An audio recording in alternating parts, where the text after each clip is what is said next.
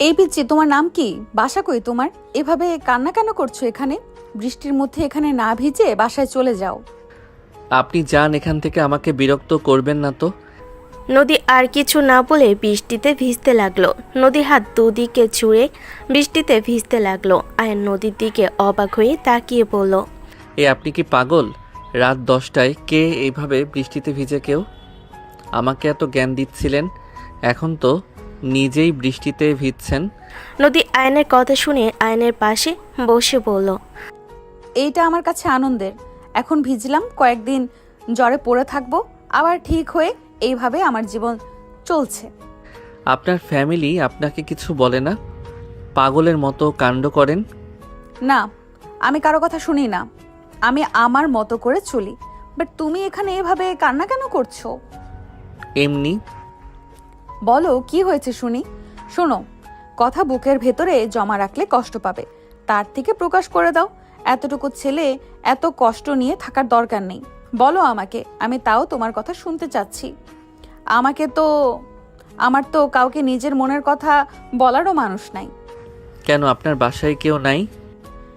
আচ্ছা, বাট কারোর সাথে আমার পড়ে না। ও, এখন বলো কেন এভাবে ভিজছো? ফ্যামিলিগত সমস্যা। ওসব জায়গায় ফ্যামিলিগত সমস্যা? তা এই বয়সে তো খেলাধুলা পড়াশোনা করার বয়স, এই বয়সে ফ্যামিলিগত আবার কি সমস্যা হইল? যার দুনিয়াতে মা বাবা থাকে না, তার লাইফে আবার পড়াশোনা খেলাধুলা? ও সরি। মরে যায় নাই? তাহলে? বেঁচে আছে 2জন, কিন্তু গরিবের জীবন। বাবা 2টা বিয়ে করেছে, সৎ ভাই বোন আছে। আমি আমার সাধ্য মতো সৎ মায়ের কাছে সংসার খরচ দেই, তারপরও আমার সৎ মা সবসময় ঝামেলা করে। আব্বু তার বউয়ের কথা শুনে আমার উপরে অত্যাচার চালায়। বাড়ির সব কাজ আমি করি, তারপরেও কারো মন পাই না। 3 দিন পর আমার এসএসসি পরীক্ষার ফর্ম ফিল আপ করা লাগবে, এখন আমার কাজও নাই, কেউ কাজে নিতে চায় না। আব্বুকে কতবার বললাম, কিন্তু সেই উল্টা আমার বই খাতা ছিঁড়ে দিয়ে বলে আমাকে আর পড়াশোনা করা লাগবে না। প্রতিবাদ করছি, সৎ মা আব্বু মেরে ঘাট ধাক্কা দিয়ে বাসা থেকে বের করে দিয়েছে। কোথায় যাব, কি করব, কিছু বুঝতে পারছি না। তোমার নিজের মা কোথায়?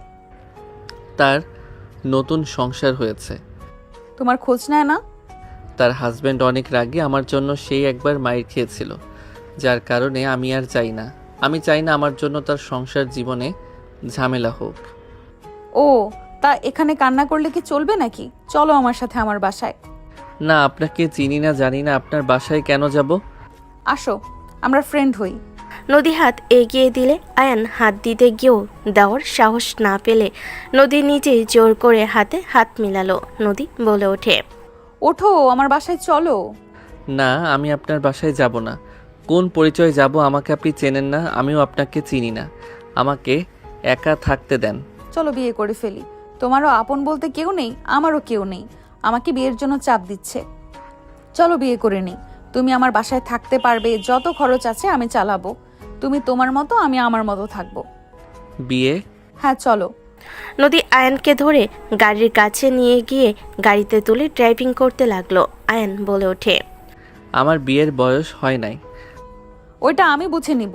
তুমি আমাকে বিয়ে করলে আরামে থাকবে, পড়াশোনা থেকে শুরু করে সবকিছুর দায়িত্ব আমি নিব। আপনি আমাকে চেনেন না, জানেন না, আমাকে বিয়ে কেন করবেন? তোমার সম্পর্কে তো আমি জানলাম, সেখানে তোমাকে জানা হয়ে গেছে। তুমিও একা, আমিও একা, আমাদের দুঃখ বোঝার মতো কারোর সময় নেই। তাই আমরা একসাথে থাকলে ভালো হবে। আর আমি তোমার বড় দেখে কি বিয়ে করতে না করছো নাকি? না, তা না। আমাকে চেনেন না, এভাবে বিয়ে করবেন? আর আমার বয়স কিন্তু 18 হয় নাই। হ্যাঁ তা তো জানি। এসএসসি দিবে, কত আর হবে? 15 বা 16? ও 16? আচ্ছা, আমার 20। ও আচ্ছা, 4 বছরের বড়। আমার আব্বুর বউয়ের বয়স 20 আর আব্বুর 37। ও আচ্ছা, হুম তাও তো তাদের বিয়ে হয়েছে, আমাদের তো মাত্র 4 বছরের। হুম। নদী আয়ান কথা বলতে লাগলো। নদী ভুয়া জন্ম নিবন্ধন বানানোর জন্য ওর বন্ধুদের সাহায্য নিল। নদী তোয়ালে বের করে বলল, মাথা মুছে নাও। আপনি আগে মুছে নেন, আমার বৃষ্টিতে ভেজার অভ্যাস আছে। আমারও আছে, নাও মুছে নাও পিচ্চি মানুষ। আয়ন নিজের মাথা মুছতে লাগলো, নদীর দিকে এগিয়ে দিল। নদী চুল খুলে দিলে আয়ন অবাক হয়ে তাকালো। নদীর চুলগুলো একদম পায়ের কাছে এসে পড়ল। নদী এক হাত দিয়ে চুল মুছতে লাগলো। আয়ন বলল, মাশাল্লাহ, আপনার চুল অনেক সুন্দর। আমি আপনাকে মুছে দেই, আপনি ড্রাইভ করেন। এভাবে অ্যাক্সিডেন্ট হবে। ধন্যবাদ। আয়ন নদীর চুল আলতো করে মুছে দিতে লাগলো। নদী সোজা ওর বন্ধুর দেওয়া ঠিকানায় চলে গেল। জন্ম নিবন্ধন নিয়ে ওর বন্ধুকে তুলে নিয়ে কাজী অফিসে গিয়ে আয়নকে বিয়ে করে নিল। নদীর বন্ধু বলল, হুট করে এই পিচ্চিকে কেন বিয়ে করলি? তুই তো নাকি জীবনে বিয়ে করবি না। জীবনে বিয়ে তো করা লাগবেই, আর যে প্যারা দিচ্ছে তাই বিয়ে করে নিলাম। তাই বলে তোর থেকে কম বয়সের ছেলেকে বিয়ে করবি? পিচ্চি হলেও যথেষ্ট বুদ্ধি আছে, নিজের মতো করে গড়িয়ে নেওয়া যাবে। আর না থাকতে চাইলে অন্য কারোর সাথে বিয়ে দিয়ে দিব। আমার শুধু নামে বিয়ে করার ছিল, করছি। নদী, বিয়ে কোনো খেলা জিনিস না। তুই বিয়েকে এমনভাবে নিচ্ছিস মনে হয় মজার খেলা। জ্ঞান দিস না, বাসায় নামিয়ে দেই তোকে। দরকার নাই, সাব্বিরের গাড়িতে চলে যাব। ওকে। নদী আয়নকে নিয়ে গাড়িতে উঠে পড়ল। আয়ন বলতে লাগলো, আপনি কি আসলে বিয়ে খেলা ভাবছেন? তোমার কি মনে হয় আর তুমি বিয়ের বিষয়ে জানো? হ্যাঁ জানি। আয়নের কথা শুনি নদী হাসতে লাগলো। নদী বলে উঠল, তাই? তা কি জানো শুনি? বিয়ে মানে বিয়ে হলো, বিয়ে মানে হলো জীবনের গানে নতুন একটি সুর যোগ করা। এটি এমন এক বন্ধুত্ব যেখানে শব্দ ছাড়াই একে অপরের অভাব বা কষ্ট বুঝে নেওয়া যায়, যেখানে নিজের সবটুকু দিয়ে অন্য একজনের পরিপূরক হওয়ার চেষ্টা থাকে। বাইরের পৃথিবীর সব লড়াই শেষে, দিন শেষে যেখানে ফিরে এলে শান্তি পাওয়া যায়, সেই আশ্রয়টুকুর নামই বিয়ে। একে অপরের ভরসার দেয়াল হয়ে থাকা, যাতে ঝড়ঝাপটা এলেও মনের ঘরটি নিরাপদ থাকে। নদী অবাক হয়ে আয়নের দিকে তাকালো। নদী বলে উঠল, তারপরে? জীবন একটি দীর্ঘ পথ। এই পথে কখনো রোদ থাকে, কখনো বৃষ্টি। বিয়ে মানে হলো এমন একজন সহযাত্রী পাওয়া যে পিচ্ছিল পথে হাতটা শক্ত করে ধরে রাখবে এবং সাফল্যের দিনে পাশে দাঁড়িয়ে হাসবে। বিয়ে মানে প্রতিদিন নতুন করে একে অপরকে ভালোবাসার সিদ্ধান্ত নেওয়া। এটি নিখুঁত দুইজন মানুষের মিলন নয়, বরং দুজন অসম্পূর্ণ মানুষ যখন একে অপরের ভুলগুলোকে ক্ষমা করে দিয়ে সুন্দর একটি পূর্ণতা তৈরি করে, সেটাই সত্যিকারের বিয়ে। বাবা, এইটুকু ছেলে এত কিছু জানো! আর কি জানো শুনি? বিয়ে মানে নিজের ছোট ছোট ইচ্ছাগুলোকে কখনো বিসর্জন দিয়ে সঙ্গীর মুখে হাসি ফোটানো, আর সেই হাসির মধ্যেই নিজের সুখ খুঁজে পাওয়ার এক অদ্ভুত জাদু। সংক্ষেপে বিয়ে মানে হলো একজনের অস্তিত্বের সাথে অন্যজনের অস্তিত্ব এমনভাবে মিশে যাওয়া, যেখানে আয়নার সামনে দাঁড়ালে নিজের প্রতিচ্ছবির পাশে অন্য কাউকেও দেখা যায়। এটি ভালোবাসার একটি জীবন্ত শিল্প। আয়নের কথা শুনে নদী গাড়ি ঘুরিয়ে বাসার ভিতরে চলে গেল। গাড়ি থামালে নদী বলে উঠল, নামো, অনেক কিছু জানো। আমি 20 বছরের মেয়ে হয়েও এত কিছুই জানি না। সেইটা আপনার ব্যর্থতা। আয়নের কথা শুনে নদী তাকালো। দুজন গাড়ি থেকে নেমে পড়ল। আয়ন নদীর পিছন পিছন যেতে লাগলো। বাসার ভিতর ঢুকতে নদীর আব্বু নদীর গালে সজোরে থাপ্পড় মেরে দিল। নদীর রাগে হাত ধরতে যাবে, সাথে সাথে আয়ন হাত ধরে ফেলল। আয়নের দিকে নদীর রাগী লুক নিয়ে তাকালো। আয়ন বলে ওঠে, উনি গুরুজন কি করছেন? হাত ছাড়ো। তুই এতদিন যা ইচ্ছে করছস সব মেনে নিয়েছি। তুই আমাদের না জানিয়ে বিয়ে কেন করলি? ও, খবর পৌঁছে গেছে? ওকে, পৌঁছে যখন গেছে তখন পরিচিত হয়ে নেন। এটা আমার হাজবেন্ড আয়ান, আর আয়ান এটা আমার সম্মানিত পিতা। আসসালামু আলাইকুম। এই ছেলে, এত ছোট ছেলেকে কেন বিয়ে করছস? ওই তো তোর ছোট ভাইয়ের বয়সের হবে। আতিকের 1 বছরের ছোট। নদীর কথা শুনে বসে থাকা সবাই অবাক হয়ে তাকালো। নদীকে আর কেউ কিছু বলবে, সাথে সাথে নদী আয়নের হাত ধরে চলে গেল। আর সবাই চিল্লাপাল্লা করতে লাগলো। আয়নকে নিয়ে রুমে গেলে নদী বলে উঠল, ওইদিকে ওয়াশরুম। আর আপাতত তুমি চাইলে আমার শার্ট প্যান্ট পরতে পারো। মেয়েদের না, ওই সবই ছেলেদের। লুঙ্গি নাই? আছে, তুমি পরতে পারো নাকি? ওয়েট, আব্বুর আছে, নিয়ে আসি।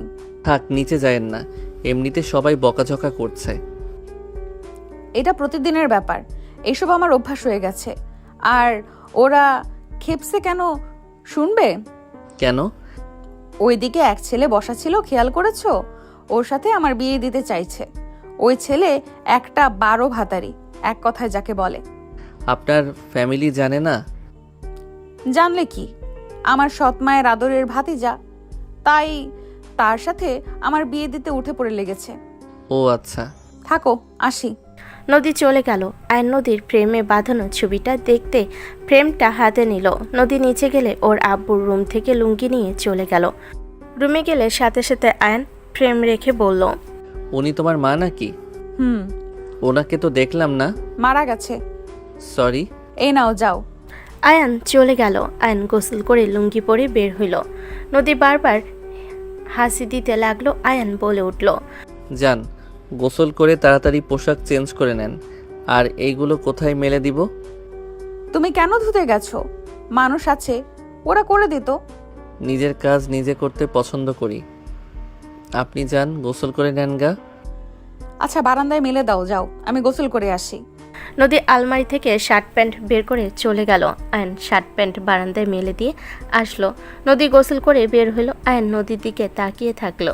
নদীকে বলল, আমি কি সাহায্য করব? না, ধন্যবাদের দরকার নেই। নদীর ড্রেসিং টেবিলের সামনে বসে হেয়ার ড্রাই করতে লাগলো। আয়ন নদীর পিছনে দাঁড়ালে নদী বলে উঠল, কিছু বলবে? আমি করে দেই, দেন, দেখি পারি নাকি। নদী না করলেও আয়ন শুনল না। নদী শিখিয়ে দিলে আয়ন সুন্দরভাবে চুলগুলো হেয়ার ড্রাই করতে লাগলো। নদী আয়নকে দেখতে লাগলো আয়নার ভিতর দিয়ে। নদীর রুমে নদীর ভাবি এসে বলল, নদী, খেতে আসো। খাবার পাঠিয়ে দেন, ওইখানে যাব না। ভাবি চলে গেল। আয়ন হেয়ার ড্রাই করে দিয়ে বলল, আপনার সাহায্য লাগলে আমাকে বলবেন, আমি যেন আপনার চুলের প্রেমে পড়ে যাচ্ছি। আয়নের কথা শুনে নদী ভুরকুচকে তাকালো। আয়ন লজ্জা পেল। নদী বলে উঠল, প্রেমও পড়তে পারো? আমাকে কি আপনার একেবারে নাদান বাচ্চা মনে হয় নাকি? আমার বয়স 16, বড় হয়ে গেছি আপনার থেকে, দেখেন কত বড়।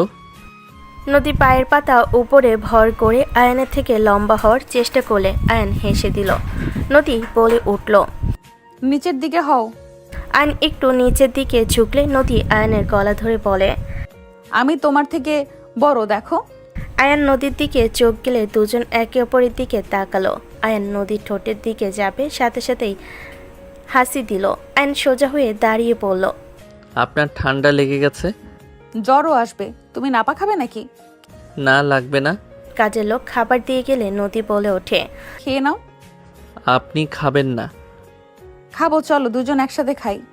দুজন খাবার খেতে বসলো। দুজন খাবার শেষ হলে আয়ন বলে উঠল, আমি তাহলে নিচে ঘুমাই, আপনি উপরে ঘুমিয়ে যান। সমস্যা নেই, একসাথে ঘুমাই, আমরা তো হাজব্যান্ড ওয়াইফ। ওকে। নাপা খেয়ে নাও, আসো। আয়নকে নাপা দিয়ে দিল। দুজন নাপা খেয়ে নিল। আয়ন এক পাশে শুয়ে পড়ল। নদী কোলবালিশ জড়িয়ে ধরে শুয়ে পড়ল। আয়ন নদীর দিকে কিছুক্ষণ তাকিয়ে থেকে ঘুরে শুয়ে পড়ল। সকালে আয়নের ঘুম ভাঙলে দেখে নদী ওর বুকের ওপর শুয়ে আছে। আয়ন নদীর মুখের ওপর থেকে চুলগুলো সরিয়ে দিতে লাগলো। নদী নড়ে উঠলে আয়ন চোখ বন্ধ করে নিল। নদীর চোখ খুলে নিজেকে আয়নের বুকে দেখে লাফ দিয়ে উঠে পড়ল। নদী আয়নের দিকে তাকাতেই নদী জোরে চিৎকার দিল। আয়ন লাফ দিয়ে উঠে বলল, এই কি হয়েছে? নদী তাড়াতাড়ি ঘুরে বসলো। আয়ন লুঙ্গি খাটের এক পাশে দেখে লজ্জায় তাড়াতাড়ি করে গিয়ে লুঙ্গি পরে নিয়ে বলল, সরি, কিভাবে যে খুলে গেছে বুঝতে পারি নাই। ফাজিল, আগামীকাল থেকে যদি দেখি লুঙ্গি পরে ঘুমাইছো, খবর আছে। ধুর, আমার লুঙ্গি খুলে না, আমি গেট দিতে ভুলে গেছিলাম, খেয়াল ছিল না। ছি। ছি বলার কি আছে? আপনি আমার বউ, আমি আপনার হাজবেন্ড, এটা কমন বিষয়। নদী আয়নের কথা শুনে ওর দিকে তাকাতেই লজ্জায় বলে ওঠে, থাক, চুপ। যাও গোসল করে নাও, আর তোমার শার্ট প্যান্ট পরে নাও, শপিং করতে যাব। এখন গোসল কেন করব? গোসল কেন করবে মানে? সকালে আমি গোসল করি না। ভালোবেসে বিয়ে করেছি, গোসল যদি না করো তাহলে সবাই বলবে আমাদের মধ্যে কিছু হয় নাই, আর না হয় বলে নোংরা। কি হওয়ার কথা ছিল? নদীর আগে লোক নিয়ে তাকিয়ে বলল, কি বলতে চাচ্ছি বোঝো না? আয়ন জিব্বায় কামড় দিয়ে লজ্জায় মাথার চুল নাড়তে নাড়তে বলল, ও, বুঝেছি, কিছু না করেও সবাইকে প্রমাণ করতে হবে। ওই কি বলতে চাও? না, মানে কিছু না। আয়ন বারান্দা থেকে শার্ট প্যান্ট নিয়ে ওয়াশরুমে চলে গেল। গোসল করে লুঙ্গি ধুয়ে বারান্দায় মেলে দিয়ে আসলো। নদী চলে গেল। আয়ন খাটে বসে থেকে ভাবতে লাগলো। কি যে করি, মাথা ব্যথা করছে, জ্বর আসছে নাকি? আয়ন কথাগুলো ভাবছিল। নদী ওয়াশরুম থেকে বের হয়ে আসলো। হেয়ার ড্রাই করে আয়নকে নিয়ে নিচে গেল। আয়ন সিঁড়ি থেকে নামতেই সাথে সাথে একজন বলে উঠল। হ্যাঁ আয়ান, কেমন আছো? এখানে কি তুমি?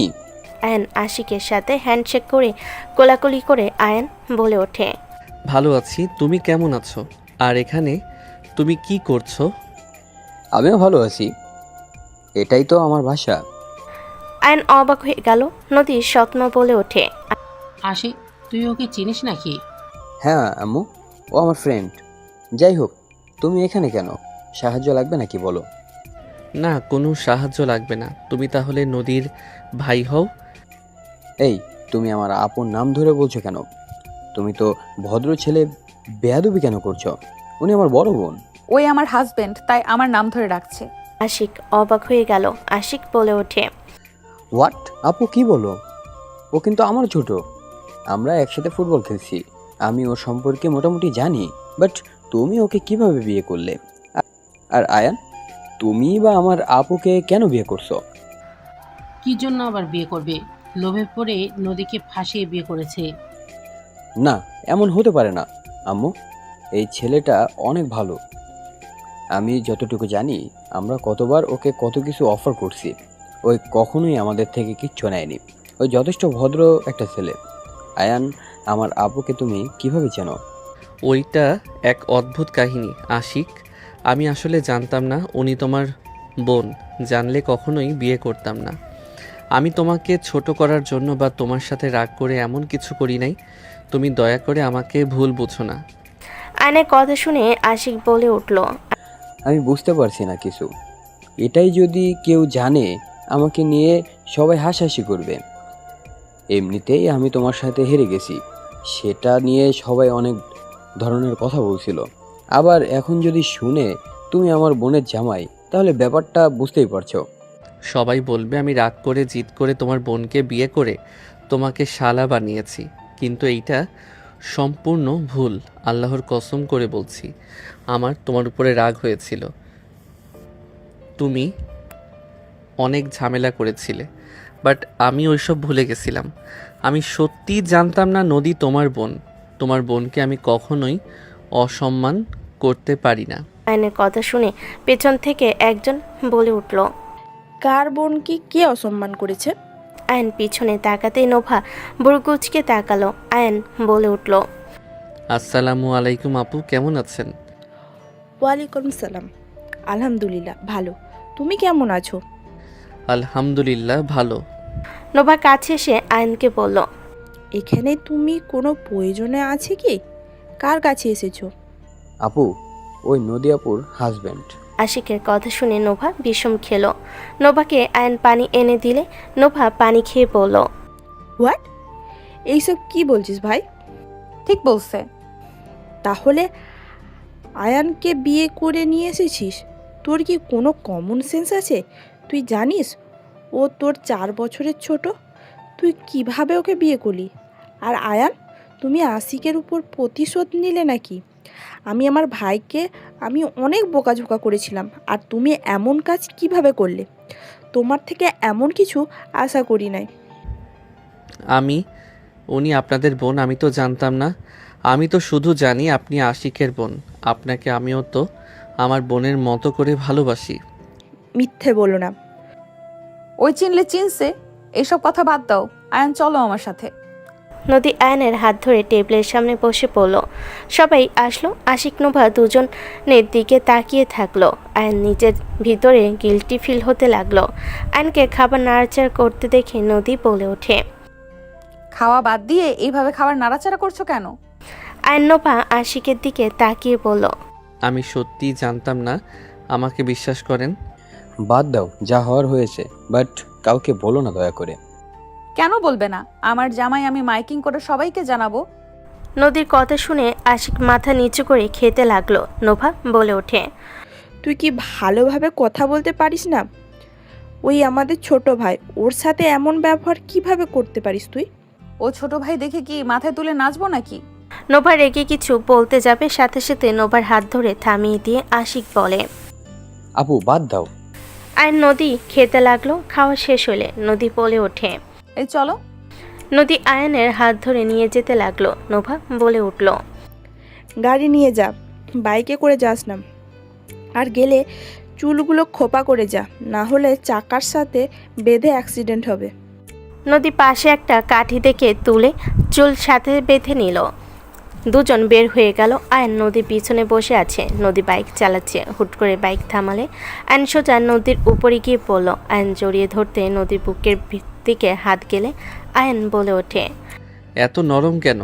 নদী রেগে তাড়াতাড়ি করে থাপ্পড় মেরে সরিয়ে দিয়ে বলল। ফালতু। আমি কি ইচ্ছে করে ধরছি নাকি? নিজে বাঁচার জন্য তো ধরছি। এইভাবে কে ধরে? পড়ে যাওয়ার ভয়ে যেমন পারছি তেমনভাবে ধরছি। আর আপনি বা এইভাবে বাইক থামালেন কেন? সামনে তোমার বউ গেল। কি? আমার বউ কই দেখি?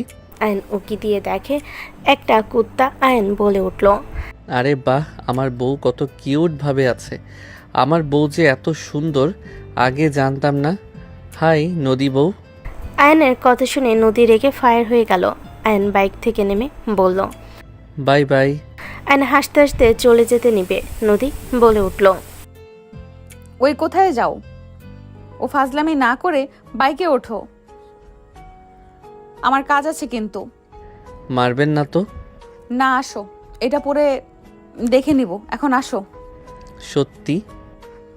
আরে ধ্যাত, আসবে। আয়ন বাইকের কাছে এসে বাইকে উঠে পড়ল। আয়ন মিটি হাসতে লাগলো। নদী আয়নার ভিতরে দেখতে লাগলো। নদীর আগে গজগজ করতে লাগলো। আয়নকে নিয়ে শপিং মলে চলে গেল। আয়নের প্রথমে শার্ট কিনতে গেল। আয়ন শার্টের দাম দেখে বলল। এখান থেকে এইসব কেনা লাগবে না, ফুটপাতে ভালো চলেন। এত দাম দিয়ে তো আমি কয়েকটা শার্ট কিনতে পারবো। চুপ। নদী আয়নের জন্য এক এক করে শার্ট নিল। আয়ন অবাক হয়ে তাকিয়ে থাকলো। প্যান্ট কিনতে গেল। প্যান্ট মাপ নিয়ে কিনতে লাগলো। শার্ট প্যান্ট কিনে আয়নের হাতে শপিং ব্যাগ দিয়ে দিল। আয়ন নদীর পিছন পিছন যেতে লাগলো। জুতা কিনতে চলে গেল। জুতা কেনা শেষ করে বের হইল। আয়ন বাইকের কাছে যেতেই নদীর দিকে তাকিয়ে বলল। এত টাকার শপিং করিয়ে দিয়ে কি ঠিক করলেন? এত 15,000 টাকা দিয়ে এক মাসের সংসার চলে যেত। ফালতু কথা বন্ধ করো, অনেক কম দেওয়া হয়েছে। এগুলো আপাতত পরো, আমার কাছে সময় নাই, তাই বেশি কিছু কিনে দিতে পারলাম না। কি এইগুলো কম? তো কি? মাথা ঘুরছে। মাথা ঘোরানোর দরকার নেই, বাইকে ওঠো। আয়ন নদীর পিছনে বসে পড়ল। দুজন চুপচাপ যেতে লাগলো। বাসায় চলে গেল। বাসার ভিতরে গেলে আয়নকে দেখে নদীর দাদিমা বলল। কোন জ্ঞানে এই ছেলেকে বিয়ে করছো? তুমি কি নিজের সীমা অতিক্রম করে ফেলেছো? আর ছেলেটার হাব ভাব দেখে বোঝা যাচ্ছে লোভে তোমাকে বিয়ে করছে। না হলে নিজের বয়সের থেকে বড়কে কেন বিয়ে করবে? ঠিক ধরেছ দাদিমা, বাট তাও আমার ওকে ভালো লাগে। কি ধরনের কথা? হ্যাঁ, তাও ওকে ভালো লাগছে মানে? তুমি আসলে কি চাচ্ছ বলো তো? তোমার আব্বুকে ঘৃণা করো বসেছি, তাই বলে নিজের লাইফ পার্টনারকে নিয়ে আসবে? হ্যাঁ, একটা লোভী ছেলেকে। এত সময় নেই কথা বলার, আয়ান চলো। নদী আয়নের হাত ধরে নিয়ে যেতে লাগলো। রুমে নিয়ে গেলে আয়নের হাত ছেড়ে দিল। আয়ন সোফার ওপর সব রেখে বসে বলল। সবাই ভাবতেছে আমি লোভে পড়ে বিয়ে করছি। আমি তো জানি বিয়েটা কিভাবে হয়েছে, সবার কথা শোনার টাইম আমার নেই। আর শোনো, আমি বের হব, তুমি এখানে থাকো। আমি কাজের লোককে বলে দিব তোমাকে যেন ঘরে খাবার দিয়ে যায়। জি, কোথায় যাবেন? আমাকে কোনো কিছু জিজ্ঞেস করবে না। আমার কাউকে কোনো কৈফিয়ত দেওয়ার কোনো ইচ্ছে নেই। আমি বাসায় যেতাম আমার বই আনতে। আর এইগুলো কোথায় রাখবো? ওয়েট, এই 1000 নাও, পরে লাগলে বলো। আর আলমারির সাইডে রেখে দিও। আমি এখন আসছি, বাই। 1000 টাকা দিয়ে বের হয়ে গেল। আয়ন কিছু বলার সুযোগ দিল না। আয়ন টাকাটা নিয়ে পকেটে রেখে বাকি সব কিছু গুছিয়ে রেখে আয়ন গোসল করে নিচে চলে গেল। নিচে নামতে আয়ন দেখে নদীর সৎমা ফ্লোরে বসে গেছে। আয়ন দৌড়ে গিয়ে ধরে বলল। আন্টি আপনি ঠিক আছেন? আমার পাটা গেল রে।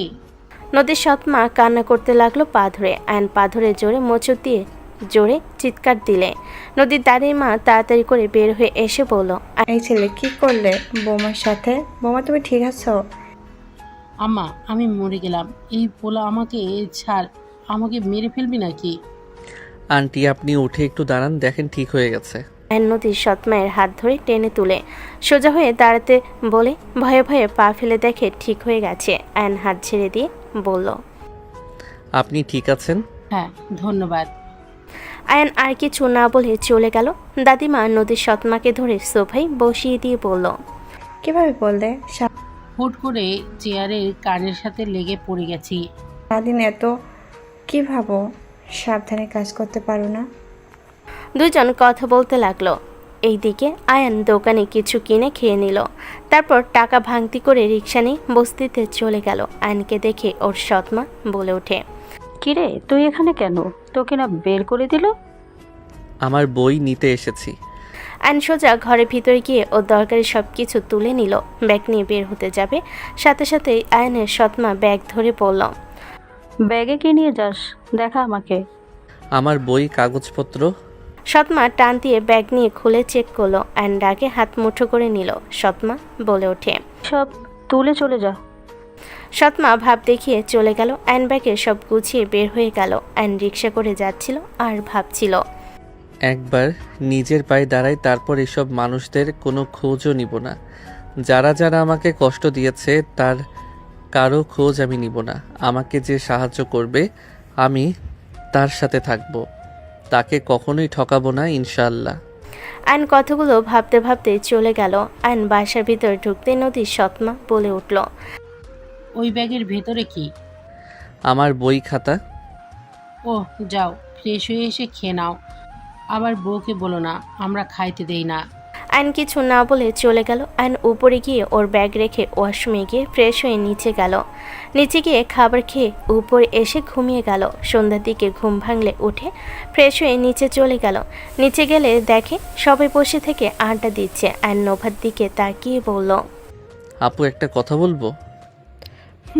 ভালো। আপু আপনার বোনকে একটু কল দিবেন? ওই তো সে কখন বের হয়েছে, এখনো তো আসলো না। আপু রাত 12টায় ফিরবে। ওই 12টায় ফিরবো। ফোন দিলে আমাদের ফোন ধরবে না। এতক্ষণ কই থাকতে পারে? কই আবার ক্লাবে হয়তো থাকবে। এখন বন্ধুদের সাথে কথায় মনে হয় আড্ডা দিচ্ছে। রাতে ড্রিঙ্কস করে বাসায় আসবে। ওনার কোনো ফ্রেন্ডদের নাম্বার আছে কি? উনি কোথায় সেইটা জানা যাবে। আয়নের কথা শুনে সবাই অবাক হয়ে তাকিয়ে আছে। আশিক বলে ওঠে, তুলি আপু আছে, ওনাকে কল দিয়ে জানা যেতে পারে। আপু আমাকে ফোন দাও, আমি কল দেই। তুই দিলে আবার তোকে অপমান করবে নদী। কিছু হবে না, দাও। আশিক ফোনটা নিয়ে তুলির কাছে কল দিতে লাগলো। কিছুক্ষণ পর কল রিসিভ করতেই আশিক বলল, আসসালামু আলাইকুম আপু, কেমন আছেন? ওয়ালাইকুম আসসালাম পিচ্ছি, ভালো। তুই কেমন আছিস? আর এতদিন পর আপুর কথা মনে পড়লো? ওই আর কি। আপু, নদী আপু তোমরা কোথায় আছো? কেন রে, হঠাৎ এটা কেন জিজ্ঞাসা করছিস? কোথায় আছো সেটাই বলো। আমার বাসায় সবাই। আচ্ছা ঠিক আছে, ভালো থেকো। তুলিকে কিছু বলার সুযোগ না দিয়ে কল কেটে দিল। আয়নের দিকে তাকিয়ে বলল, আপু তুলি আপুদের বাসায় আছে, ড্রাইভারকে বলো গিয়ে নিয়ে আসতে। ওই ছেলে ওয়েট, তোমাকে কি ভালোবেসে বিয়ে করেছে নাকি? কোনো কারণ আছে? আমি আসছি। আয়ন সোজা চলে গেল। ড্রাইভারকে বলে ড্রাইভার নিয়ে গেল। 20 মিনিটের ভিতর চলে গেল তুলির বাসার ভিতরে। গাড়ি থামালো। আয়ন তুলির বাসার সদর দরজায় নক করলে একজন এসে দরজা খুলে দিল। আয়নকে দেখে বলল, এই কে আপনি? ড্রাইভার এসে বলল, নদী ম্যামের পরিচিত, যেতে দাও। কাজের মহিলা বলল, ও আচ্ছা, ওনারা ছাদে পার্টি করছেন। আপনি তাহলে থাকেন, আমি আসছি। আয়ন কথাগুলো বলে কাজের মহিলার সাথে গেল। ছাদে উঠতে আয়ন রাগ মাথায় উঠে গেল। আয়ন দেখতে পেল নদী একটা ছেলের সাথে কাপল ডান্স দিচ্ছে। সবগুলো মেয়ের একটা করে ছেলে পার্টনার। আয়ন 1 মিনিট দেরি না করে সোজা গান বন্ধ করে দিল। সবাই রাগে বলল, ওই কোন শালা গান বন্ধ করলি রে? সবাই বক্সের দিকে তাকাতে দেখে আয়ান, নদী, রাতুল বাদে সবাই খেপে গেল। তুলি রেগে বলল, এই পিচ্ছি, কে রে তুই? বক্স বন্ধ কেন করলি? আয়ন কোনো কথা না বলে সোজা নদীর কাছে গিয়ে নদীকে কোলে তুলে নিল। নদী বলতে লাগলো, ওই কি করছো, ছাড়ো আমাকে। ওই ছেলে তোর সাহস কি করে হয় আমার পার্টনারকে নিয়ে যাওয়ার? রনি নদীর হাত ধরে নদী মাতলা অবস্থায় বলল, আমার পার্টনার থেকে আলাদা কেন করছো? আমাকে নামিয়ে দাও, আমি নাচবো। আয়ন বলে ওঠে, হাত ছাড়েন। কে রে তোর? কথা শুনতে হবে। আমার পার্টনারকে নামিয়ে দে, না হলে তোর খবর আছে। মাথায় কিন্তু রক্ত উঠে যাচ্ছে, হাত ছাড়ে, না হইলে কপালে দুঃখ আছে। আয়নের কথা শুনে রনি আর সবাই হাসতে লাগলো। নদী আয়নের হাতে সুড়সুড়ি দিলে আয়ন নামিয়ে দিল। নদী রনির বাহু ধরে বলল, এই পিচ্ছি, তোকে কেমন চেনা চেনা লাগছে। তুই এখান থেকে যা, না হলে কিন্তু তোর খবর আছে। নদী, আমার সাথে চলো। না, তুই কে? তোর সাথে আমি কেন যাব? এই পিচ্ছে, এখান থেকে ভাগ। আয়নের বুকে হাত দিয়ে ধাক্কা দিতেই রনি হাত ধরে নিজের দিকে টান দিয়ে বুকের সাথে বুক ধাক্কা দিয়ে ফেলে দিল। সবাই চমকে উঠল। রনি ব্যথায় কুকড়ে উঠল, আর বাকিগুলো মারতে আসবে আয়ন এক এক করে মেরে ফেলে দিল, শুধু রাতুল বাদে। আয়ন নদীকে তুলে নিয়ে গিয়ে বলল, নেক্সট টাইম যদি আমার বউয়ের আশেপাশে তোদের দেখি, তাহলে তোদের খবর আছে। আয়নের কথা শুনে রাতুল বাদে সবার চোখ বড় বড় হয়ে গেল। রনি বলে ওঠে, তোর বউ মানে? ঠিক বলেছি, ওই ছেলেটাই নদীর হাজব্যান্ড। ঝামেলা করিস না। কি তুই আগে থেকে জানতি?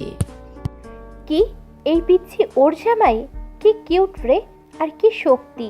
তোদের মেরে ফেলে দিল। এত বড় পোলা হয়ে ওর সাথে পারলি না? সব রেগে গেল।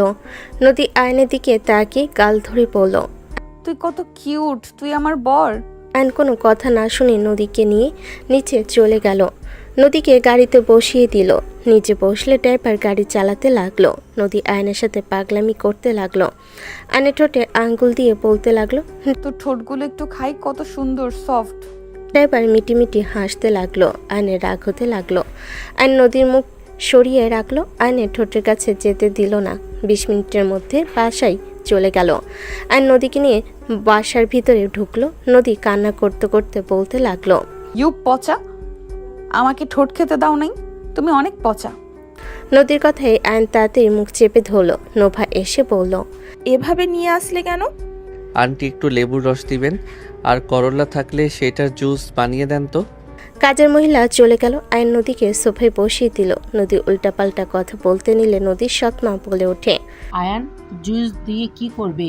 নদীকে নিয়ে রুমে যাও। ওনাকে খাওয়াবো। নদী আয়নের কথা শুনে ঠোঁটে আঙ্গুল দিয়ে বলে, এইটা দিলে হবে, আমি জুস খাবো না। নদীর পাগলামি দেখে নদীর আব্বু উঠে চলে গেল। আয়ন মুখ বন্ধ করে রেখে দিল। নদী সরিয়ে দেওয়ার চেষ্টা করতে লাগলো। কাজের লোক জুস নিয়ে আসলে আয়ন করলা জুস নিয়ে নদীকে টেনে বেসিনের সামনে নিয়ে গিয়ে জোর করে খাওয়াই দিল। নদী বমি করতে লাগলো। বমি করতে করতে পড়ে যেতে নিলে আয়ন কোলে তুলে নিল। নদীর আগে গলা চেপে ধরে বলে, আমাকে তিতা খাওয়ালি কেন? আমি তোকে মেরে ফেলবো।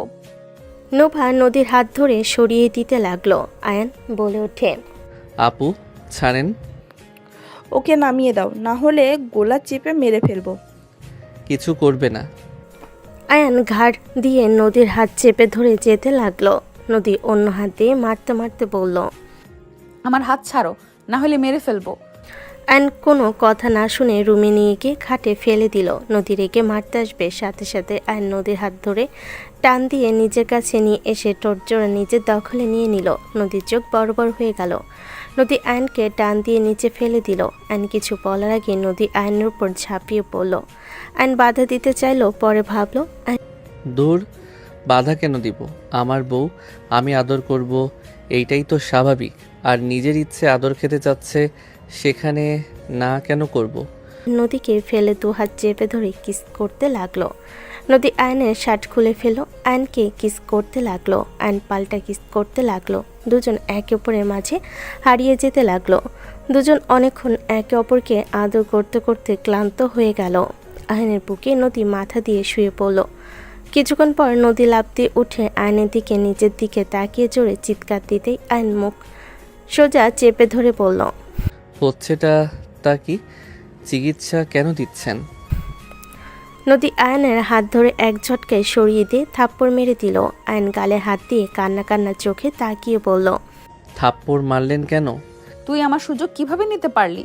তোকে বলছি আমরা শুধু বিয়ের নামে থাকবো, তোর যা খরচ আমি চালাবো, শুধু হাজব্যান্ড হয়ে থাকবি। সেখানে তুই আমার সাথে কিভাবে করতে পারলি? আয়ন নদীর কথা শুনে থাপ্পড় মেরে দিল। নদীর আগে আয়নের দিকে তাকিয়ে বলল, আমাকে তুই থাপ্পড় মারলি, ফকিনীর বাচ্চা! নদী কথাটা বলে আয়নের চুল ধরে মারতে লাগলো। আয়ন থামানোর চেষ্টা করতে লাগলো। নদীকে ধাক্কা মেরে সরিয়ে দিয়ে আয়ন বলে উঠল, আমি আপনার সাথে এইসব নিজের ইচ্ছে করছি নাকি আপনি আমাকে নিজের কাছে টেনে নিয়েছেন? আপনি মেয়ে মানুষ হয়ে আমাকে টেনে নিবেন আর আমি চুপ করে বসে থাকবো নাকি? কুত্তার বাচ্চা, আমি নেশার ঘুরেছিলাম তাই বলে তুই আমার সুযোগ নিবি? নিয়েছি, বেশ করছি। আমার বউ, আমি 100 বার সুযোগ নিব। বিয়ে কি হিজড়ার মতো বসে থাকার জন্য করছি নাকি? হোয়াট? তুই কি বললি? আয়ন নদীর কথায় কোনো উত্তর না দিয়ে আলমারি থেকে শার্ট প্যান্ট বের করে ওয়াশরুমে চলে গেল। নদী বিছানার চাদরে রক্ত দেখে মাথায় হাত দিয়ে বলল, নদী কুত্তার বাচ্চা একটা! ওকে বিশ্বাস করা আমার ভুল হয়েছে। বস্তির পোলাপান এসব ছাড়া আর কি জানবে? এইটুকু ছেলে না সব কিছু জানে, ফালতু কোথাকার। আমি ভেবেছিলাম কি, আর বের হয়েছে কি? এর আগে ফুলদানি ছুঁড়ে মারল। আয়ন গোসল করে বের হইলে নদী রেগে বলল, কুত্তা, আমি তোকে খুন করে ফেলবো, তুই এখান থেকে বের হয়ে যা। চলে যাচ্ছি। আপনার মতো মেয়ের সাথে থাকার কোনো ইচ্ছে আমার নাই। যেখানে আমি বিয়ে করলাম অথচ আমার স্পর্শ করার অধিকার নাই, কিন্তু পরপুরুষ ঠিকই তাকে স্পর্শ করতে পারবে। কি বলতে চাচ্ছি? পরপুরুষ স্পর্শ করছে মানে? কি ঢং শুরু করছে! বন্ধুদের সাথে নোংরামি করলো, এটা কিছু না। আর আমি ওর জামাই হয়ে স্পর্শ করছি। আমাকে যা ইচ্ছে তাই বলছে। থাকেন আপনি। আইন রেগে ব্যাগটা কাঁধে নিয়ে চলে গেল। নদী রেগে গালাগালি করতে লাগলো। আইন নিচে গেলে সবাই অবাক হয়ে তাকালো। নোভা বলে ওঠে, আয়ান কোথায় যাও ব্যাগ কাঁধে নিয়ে? চলে যাচ্ছি। চলে যাচ্ছ মানে? আঙ্কেল, আপনার মেয়ে আমাকে বিয়ে করছিল। ওই ছেলেকে বিয়ে করবে না দেখে আপনারা দয়া করে ওনাকে বিয়ে নিয়ে প্যারা দিবেন না। উনি আমার ওয়াইফ। আমি ওনার না বলা পর্যন্ত ওনাকে আমি ডিভোর্স দিব না। তাই যতদিন আমার বউ হয়ে আছে ততদিন আপনি ওনাকে বিয়ে নিয়ে প্যারা দিবেন না। কি, তোমরা রিলেশন করে বিয়ে করো নাই? না, আগামীকাল রাতে আমার ওনার সাথে পরিচয় হয়, আর আগামীকাল বিয়ে করে নেয়। তুমি কোথায় যাচ্ছ? আমি চলে যাচ্ছি। আপনার মেয়ে তার মতো করে থাক। আইন কথাগুলো বলে চলে যেতে নিল। নদী উপরে জামা কাপড় পরে উপর থেকে বলল, চলে যা ফকিন্নির বাচ্চা একটা! তাড়াতাড়ি এই বাড়ি ছাড়, না হইলে আমি তোকে খুন করব। নদীর কথা শুনে সবে অবাক হয়ে গেল। নদী রেখে রুমে চলে গেল। আইন সদর দরজার বাইরে পা রাখবে তখনই নদীর আব্বু বলল, দাঁড়াও। আইন নদীর আব্বুর কথা শুনে পা বাহিরে রাখতে আবার পিছিয়ে নিল।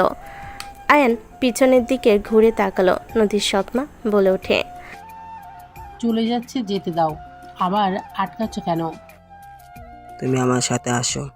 আমাকে বলছেন? হ্যাঁ, আসো আমার সাথে, তারপর মন চাইলে চলে যাও। আব্বু কি বলে একবার শুনে যাও। আইন নোভার কথা শুনে নদীর আব্বুর সাথে চলে গেল। আইনকে নিয়ে ঘরে গেলে আইনকে দরজা লাগিয়ে দিতে বলে। আইন দরজা লাগিয়ে দিয়ে বলল, নদীর মারবেন নাকি আঙ্কেল? আব্বু আইনের কথা শুনে আইনের কাছে আসতে লাগলো। আইন ভয়ে কয়েকবার পিছিয়ে গেল। নদীর আব্বু খুব কাছে আসলে আইন চোখ বন্ধ করে নিল। সাথে সাথে নদীর আব্বু আয়নের হাত ধরে বলল, বাবা, আমার মেয়েকে ছেড়ে চলে যাও না। নদীর আব্বুর কথা শুনে আইন চমকে উঠল। আইন চোখ খুলে দেখে নদীর আব্বুর চোখে পানি টলমল করছে।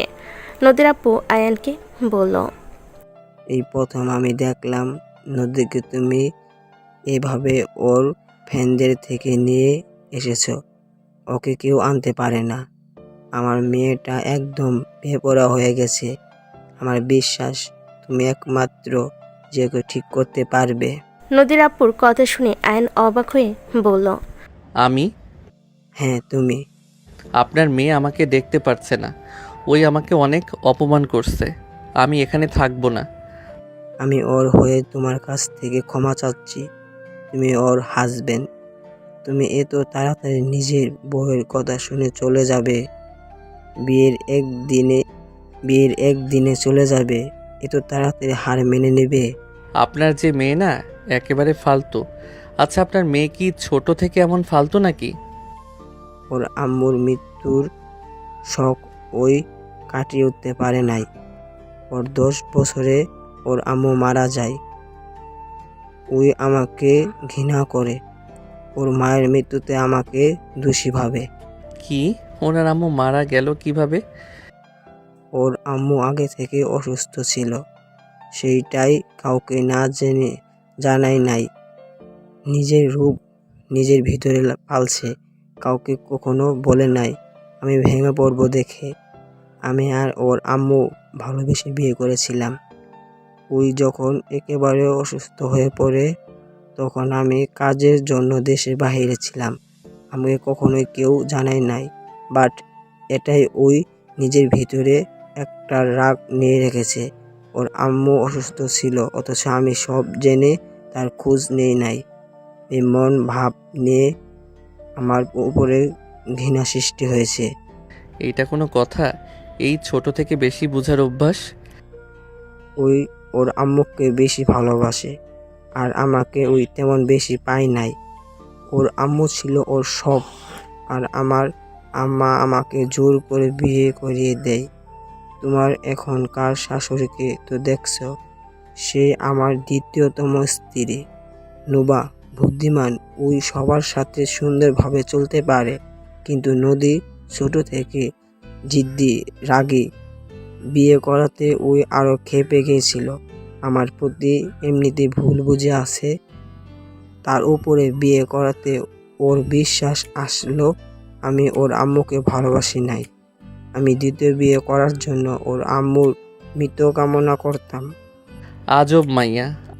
বাবা, ওকে ভুল বুঝো না। বাবা, এই বাসার সবাই নদীকে অপছন্দ করে। আমি চাইলেও ওকে কিছু বলতে পারি না। ওই দিন দিন বেপরোয়া হয়ে যাচ্ছে। আগে শাসন করলে আরো বিগড়ে যেত, যার কারণে এখন মান সম্মানের ভয়ে আর কিছু বলি না। বাবা, তুমি আমার মেয়েকে ভালো যদি করে দিতে পারো, তুমি যা চাইবে আমি তাই দিব। তোমার পায়ে ধরি, আমি আমার মেয়েকে তুমি ভালো করে দাও। নদীর আব্বু পা ধরে কান্না করতে যাবে আয়ন তাড়াতাড়ি করে হাত ধরে বলল, আঙ্কেল এসব কি করছেন? আমি আপনার ছেলের বয়সের। বাবা রে, আমার বিশ্বাস তুমি আমার মেয়েকে ভালো করে দিতে পারবে। দয়া করে এই অসহায় বাবার কথাটাই রাখো। আপনার মেয়ে আমাকে ঘৃণা করে। আমি জানি না কেন ঘৃণা করছে, বাট তুমি ওর তো হাসবেন্ড, তুমি চাইলে ওকে ঠিক করতে পারবে। আমার মেয়ের ভালোবাসা অভাব আছে। তুমি যদি ওকে ভালোবাসো, একবার যদি ওকে বুঝতে পারো তুমি ওকে সত্যি ভালোবাসো, তাহলে আমি বিশ্বাস করি ওই তোমার কথা মতো চলবে। নদীর আব্বু অনেক কিছু বলতে লাগলো। আয়ন সব শুনে আয়ন বলে উঠল, বুঝেছি, কান্না করেন না, আমি চেষ্টা করব ওকে ঠিক করার। আয়ন কথাগুলো বলে ব্যাগ নিয়ে ঘর থেকে বের হইল। আয়নকে দেখে নদীর সৎ মা বলল, কি ব্যাপার, চলে যাওয়া বাদ দিয়ে ওই দিকে কেন যাচ্ছ? কোথায় যাব? আমার শ্বশুর বাড়িতে আমি কেন যাব? ঘর জামাই আমি, সো যাওয়ার কোনো প্রশ্ন আসে না। আয়ন শীষ বাজাতে বাজাতে যেতে লাগলো। সবাই ভ্যাপাচাকা খেয়ে তাকিয়ে থাকলো। নোভা ওর আম্মুর দিকে তাকালো। ওর আব্বুর মুখে হাসি দেখে নোভা বুঝে গেল। আয়ন রুমে ঢুকতে নদী ওকে দেখে রেগে পড়ল। কিরে, তুই এখানে কেন? আয়ন ব্যাগ রেখে খাটে শুয়ে পড়ল। ঘুম পাচ্ছে। এইখান থেকে যাওয়া বাদ দিয়ে ফিরে কেন আসলি? কোথায় যাব? এই বাসা থেকে চলে যা। এইটা আমার শ্বশুর বাড়ি, আর এই খাট এই ঘর আমার বউয়ের, সো আমার সব কিছুতে অধিকার আছে। তাই আমি কোথাও যাচ্ছি না, এখানে থাকবো। এই শুনো, সকালে টাকা দিও, ফর্ম ফিল আপ করবো। দিব না। তুই এখান থেকে যাবি নাকি মাইর খাবি? কোনোটাই না। Good night. আয়ন চোখ বন্ধ করে নিল। নদী হেয়ার ড্রাই রেখে আয়নের কাছে গিয়ে টান মারতে যাবে। আয়ন সাথে সাথে টান দিয়ে নিজের উপরে ফেলে দিয়ে চুলগুলো মুখের উপর থেকে সরিয়ে ঠোঁটে আলতো কিস করলে নদী রেগে মারতে যাবে। সাথে সাথে আয়ন নদীর হাত ধরে নিচে ফেলে। হাসি মুখে কপালে চুমু দিয়ে বলল, বউ, এত রাগ করতে হয় না। তুমি এখানে নিজের ইচ্ছেই নিয়ে এসেছো। এখন গেলে আমি আমার ইচ্ছেতে যাব। তাই তুমি যত চেষ্টা করো, আমি এখান থেকে কোথাও যাচ্ছি না।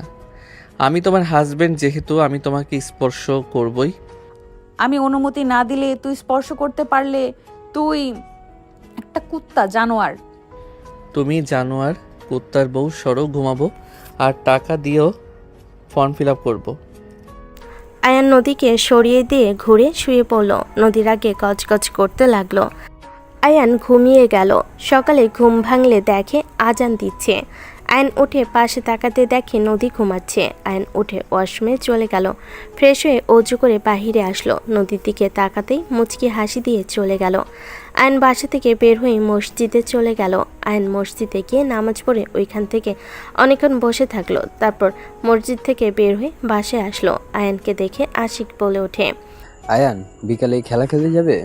আমার পরীক্ষার সামনে, তাই পড়তে হবে। ও আচ্ছা, তুমি তো এসএসসি পরীক্ষা দিবে। হুম। তোমার বউ কিন্তু ভালো স্টুডেন্ট, ওকে বলো তো পড়ো, ওই ভালো পড়াতে পারবে। নদী নিচে নামতে নামতে বলল, ফকিনীর বাচ্চাদের প্রশ্রয় দিস না আপু। কোথায় বের হচ্ছ নাকি? তোকে বলবো নাকি? আমি তোমার হাজবেন্ড, আমার অধিকার আছে শোনার। তোর অধিকার তোর কাছে রাখ, আমার উপরে খাটাতে আসিস না, হাত পা গুঁড়ো করে দেব। কাকে দিয়ে? তুই করবে নাকি তোমার নেশাখোরদের বলবে? আয়ান, ভাষা ঠিক কর। শোনো, আমার ফর্ম ফিল আপ করা লাগবে, আমাকে নিয়ে গিয়ে ফর্ম ফিল আপ করে দিবে। টাকা দেওয়া আছে, নিয়ে গিয়ে করগা। আমি একা যেতে পারবো না, মানুষ লাগবে। তুমি আমার সাথে যাবে আমার অভিভাবক হয়ে। তোর মতো বালপাকনা পোলার সাথে আবার অভিভাবক লাগে নাকি?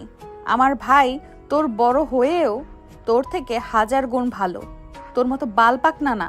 নদী কথা শুনে আশিক নোভা সবাই অবাক হয়ে তাকালো। নদী কথাগুলো বলে বের হয়ে গেল। আয়ন কিছু বলল না। আশিক খুশি হয়ে বলল, মেজো আপু আমাকে ভাই বলল, আমার প্রশংসা করলো। আম্মু শুনছো? আমি বললাম না, আপু আমার সাথে যত খারাপ ব্যবহারই করুক না কেন আমাকে খুব ভালোবাসে। ঠিক আশিক, তুই ভুল বলিস নাই, আসলে আমরা ওকে চিনতে ভুল করেছি। আমি মানুষ দেখলে বুঝতে পারি। আয়ান, তুমি কষ্ট পাও না? আপু রেগে আছে, গতকাল ওইভাবে নিয়ে এসেছো। ওর কথা ধরে কে? থাকো, বের হব। খাবার খেয়ে যাও, গতকাল রাতেও তো খেলে না। আন্টি ক্ষুধাও লাগছে। আয়ান রুমে চলে গেল। সিঁড়ি বয়ে আয়ান রুমে গিয়ে দেখে খাটের উপরে টাকা।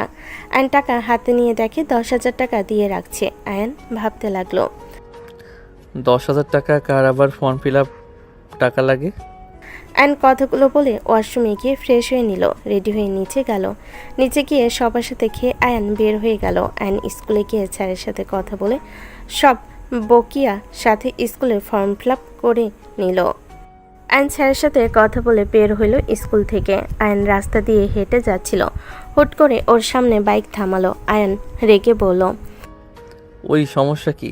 আর একটু হইলে অ্যাক্সিডেন্ট হয়ে যেত। আয়ন কথাটা বলে মারতে যাবে, দেখে 5টা বাইক। হেলমেট খুলতে দেখে তুলি। আয়ন বলে উঠল, ও, আপনারা তাহলে আর একটু হইলে ঘুষি খেতেন। বাহ, পিচ্ছে দুলাভাই তো দেখি অনেক পাওয়ার। এইভাবে নিচের দিকে তাকিয়ে হাঁটছিস কেন? সামনে চোখে দেখোস না? পাশের বাইকে নদী হেলমেট খুললো। আয়ন কিছু বলতে যাবে, সাথে সাথে পিছন থেকে কয়েকজন এসে আয়নের কাঁধে হাত থেকে 2টা মেয়ে গাল টেনে বলল, বাবু শুনলাম তোমাকে বাসা থেকে বের করে দিয়েছে। শোনো, এখন তো আরও ফর্ম ফিল আপের স্কুলে আরও বকিয়ে দিতে পারবা না। এক কাজ করো, এখনও সময় আছে, আমাদের 2জনের বয়ফ্রেন্ড হয়ে যাও, আমরা তোমাকে টাকা দিব।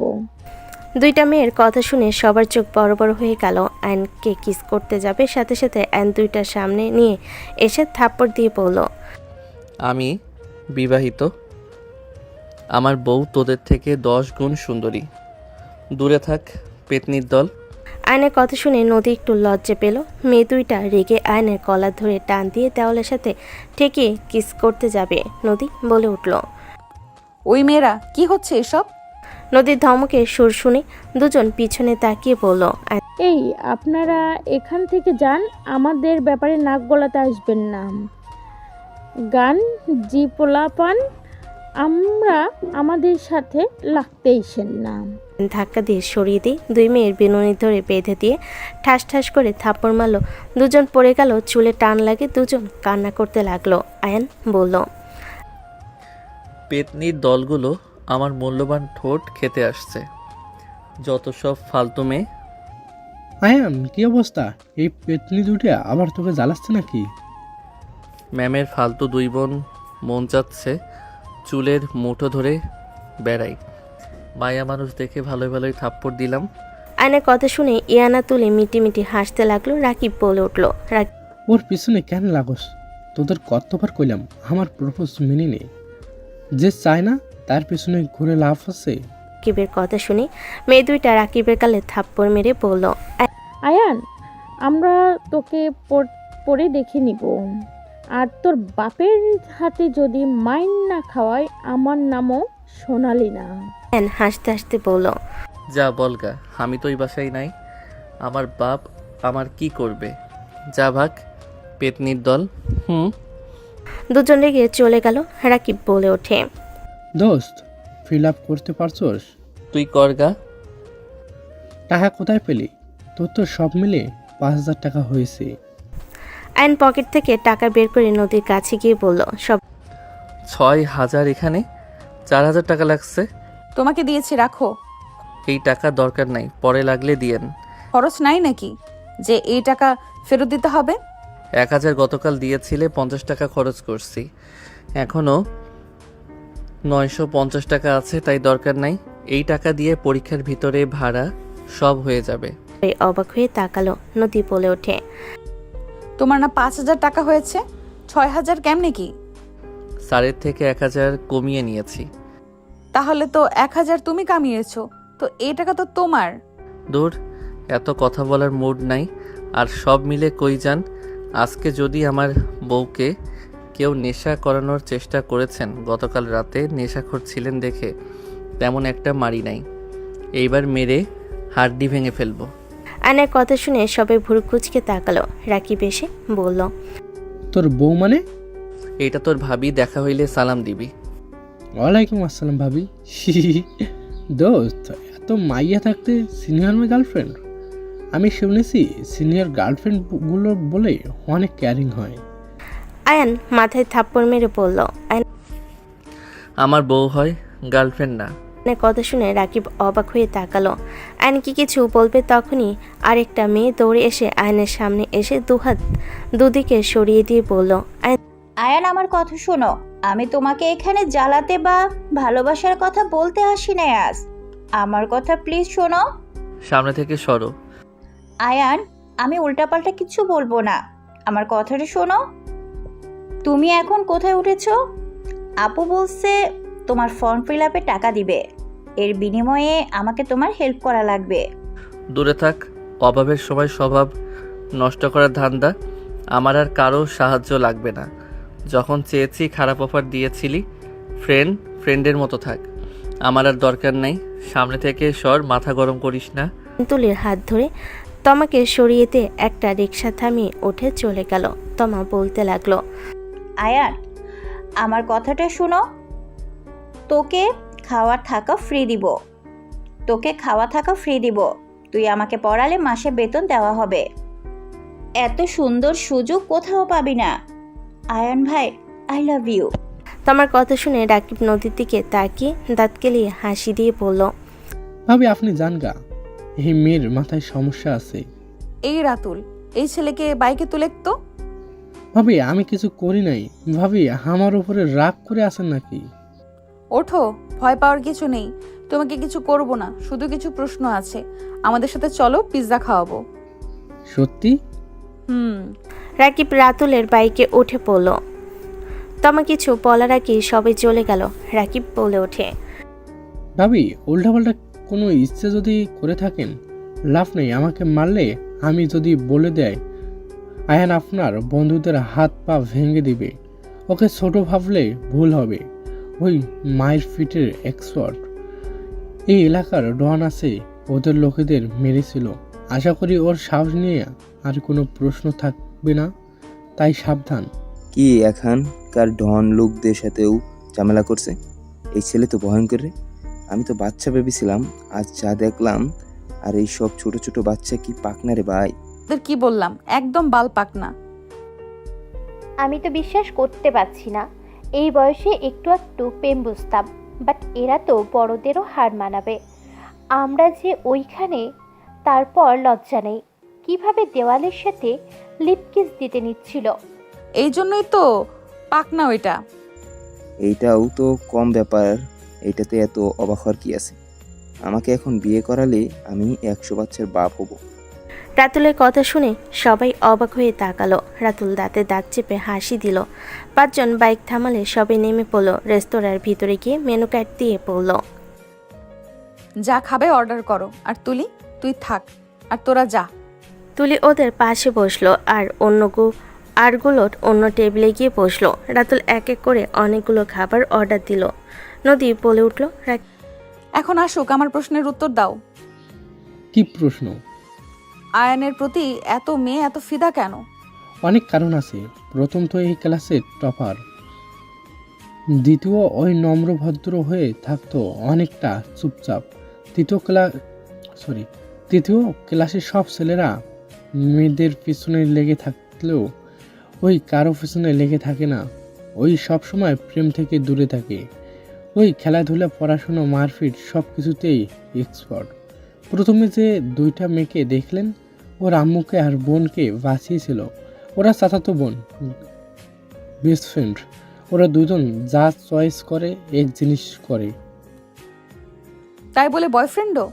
কমন ব্যাপার, বাট একটাই জিনিস বুঝলাম না, আপনার সাথে ওর বিয়ে কেমনে হলো? ওর তো বয়স 16, ওই কেমনে বিয়ে করলো? আমাকে বললে আমিও করব। কানের নিচে দিব। আর একটা কথা, মিথ্যা কথা বলবে না। শুধু কি এইসবের জন্যই আয়ানকে সবাই পছন্দ করে? আর আয়ানের কি সত্যিই গার্লফ্রেন্ড নেই? না না, কোনো গার্লফ্রেন্ড, ওর লাইফটা এত সহজ না। ওই পড়াশোনা করে নিজের পায়ে দাঁড়াতেই চাই। ওই ছোট থেকে কষ্ট পেয়ে বড় হয়েছে। ওকে হাসি খুশি দেখলেও ওর লাইফে ভালোবাসার বড্ড অভাব। ছোট থেকে না মায়ের ভালোবাসা তেমন পেয়েছে, আর না পেয়েছে বাবার। ওই অবহেলিত সব সময় সবাই ওকে শুধু আঘাত করে, তারপর নিজের ইচ্ছে পূরণ করার জন্য উঠে পড়ে লেগেছে। ভাবি, আপনি ওকে ভালোবাসলে ওই আপনার জন্য জীবনও দিতে দ্বিধাবোধ করবে না। আমি ওর বেস্ট ফ্রেন্ডের জন্য ওর প্রশংসা করছি না। আপনি চাইলে বস্তিতে গিয়ে জানতে পারেন, আমি যা বলছি তারাও বলবে। বুঝলাম, আবার চলে এসেছে। কি খুশি হয়ে খেতে লাগলো। আর নদী নানা ধরনের প্রশ্নের উত্তর দিতে লাগলো। ওদিকে আয়ন বাসায় গিয়ে পড়তে লাগলো। বিকালের দিকে নদী পাশে আসলো। আয়ন নদীকে দেখে বলল, এত তাড়াতাড়ি বাসায়? রেডি হয়ে নে, আমরা এই বাসায় থাকবো না। তো কোন বাসায় থাকবেন? বাগান বাড়িতে থাকবো। ওইখানকার পরিবেশ অনেক সুন্দর। হঠাৎ করে পরিবেশ কেন খুঁজছেন? কম কথা বল, লাগেজ গোছা। নদী আয়নের দিকে লাগেজ দিল। আয়ন নিজের জামা কাপড় গুছিয়ে নিল। নদীর দিকে তাকিয়ে বলল, আপনি নিবেন না? আয়নের গোছানো শেষ হলে নদী আয়নকে নিয়ে নিচে গেল। নিচে গেলে নদীর সৎমা বলে উঠল, কি ব্যাপার, লাগেজ নিয়ে কই যাও? উনি বলে বাগান বাড়িতে যাবে। তুমি না এখানে থাকবে, আবার ওইখানে কেন যাচ্ছ? আপনাকে কি কৈফিয়ত দিব নাকি? এই চলো। আয়নকে নিয়ে চলে গেল। 15 মিনিটেই ভিতরে পৌঁছে গেল। আয়ন বাসার ভিতরে গেলে দেখে নদীর সব বন্ধুরা। আয়নকে দেখে তুলি বলল, এটাকে নিয়ে আসলি কেন? এইখানে থাকবে, আমি যেখানে ওই সেখানে। ওই আমার থাকার রুমে যাও। নদীর কথা শুনে আয়ন চলে গেল। আয়ন লাগেজ থেকে সব বের করে সব গুছিয়ে নিল। আয়ন টেবিলের সামনে দাঁড়িয়ে বই ঠিক করতে করতে ভাবতে লাগলো, এই মেয়ে কি চাচ্ছে? তার ফ্রেন্ডদেরও এখানে নিয়ে এসেছে। আয়ান নানা ধরনের কথা ভাবতে লাগলো। 5 মাস পর আয়ান পায়চারি করছে। নদী আয়নের পায়চারি করা দেখে বলল, এত টেনশন করার কি আছে? যেমন পরীক্ষা দিয়েছিস তেমন রেজাল্ট আসবে। আচ্ছা, তোমার কি আমার সাথে ভালো করে কথা বলার কোনো মুড নাই নাকি? যদি না থাকে কথা বলো না। তোমার সাথে প্রতিদিন ঝগড়া ঝামেলা আমার ভালো লাগছে না। দয়া করে চুপ থাকবে। নদী রেখে সজোরে থাপ্পড় মারল। ওর বান্ধবীরা চমকে উঠে বলল, দোস্ত, আজকে এমনিতেই ওই টেনশনে আছে, তুই হুদাই থাপ্পড় মারলি কেন? চুপ কর, তুই একটু বেশি প্রশ্রয় ওকে দিচ্ছিস। বেশি কথা বলবি না। আয়ান গালে হাত দিয়ে বারান্দায় চলে গেল। আয়নের চোখ দিয়ে পানি গড়িয়ে পড়তে লাগলো। আয়ান ভাবতে লাগলো, আম্মু, তুমি আমাকে জন্ম কেন দিয়েছিলে? যদি আমাকে নিজের কাছে নাই রাখবে, তুমি আব্বু আমাকে দুনিয়াতে কেন নিয়ে এসেছিলে? আমার কি অপরাধ ছিল সবসময় কেন সবার অবহেলা অপমান আমাকে সহ্য করতে হবে? সবাই শুধু আমাকে লাথি গুড়ি দিতে পারে। আমাকে কি ভালোবাসা যায় না? যত ভালোবাসা নিজের স্বার্থের উপরে। আয়ন কথাগুলো ভেবে গ্রিলে মাথা ঠেকিয়ে বাহিরের দিকে তাকিয়ে চোখের পানি ছাড়তে লাগলো আর ভাবতে লাগলো, আজ যদি আম্মু তুমি আমার পাশে থাকতে তাহলে আমাকে এত কষ্ট পেতে হইতো না। সবার মায়েরা সন্তানদের সাথে ব্যস্ত হয়ে আছে রেজাল্টের আশায়, আর আমার বেলায় কেউ নেই। আয়ন কথাগুলো ভাবতে ভাবতে টুকরে উঠল।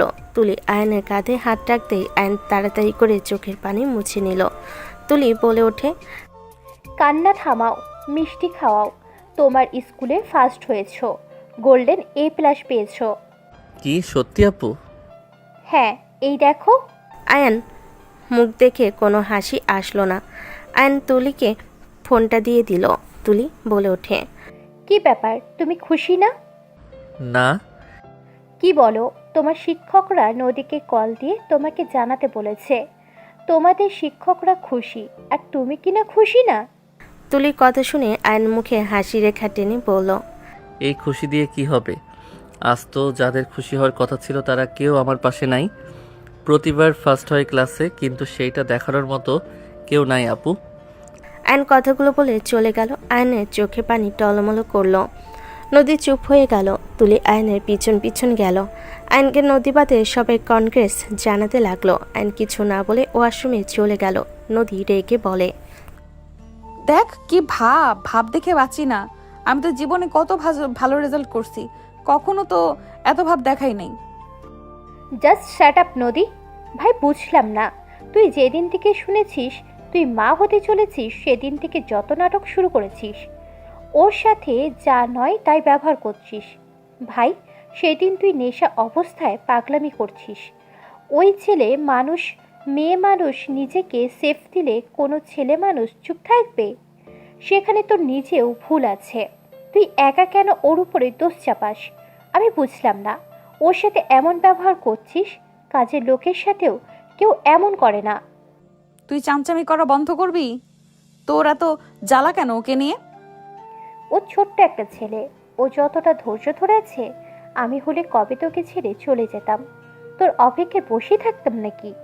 ছেলেটার মনে এমনিতেই চাপা, কষ্ট বড় করে নিয়েছে। জানোস, এত ভালো রেজাল্ট করার পরেও ওর মুখে খুশি নেই। তার কারণ জিজ্ঞাসা করলে কি বলেছে শুনবি?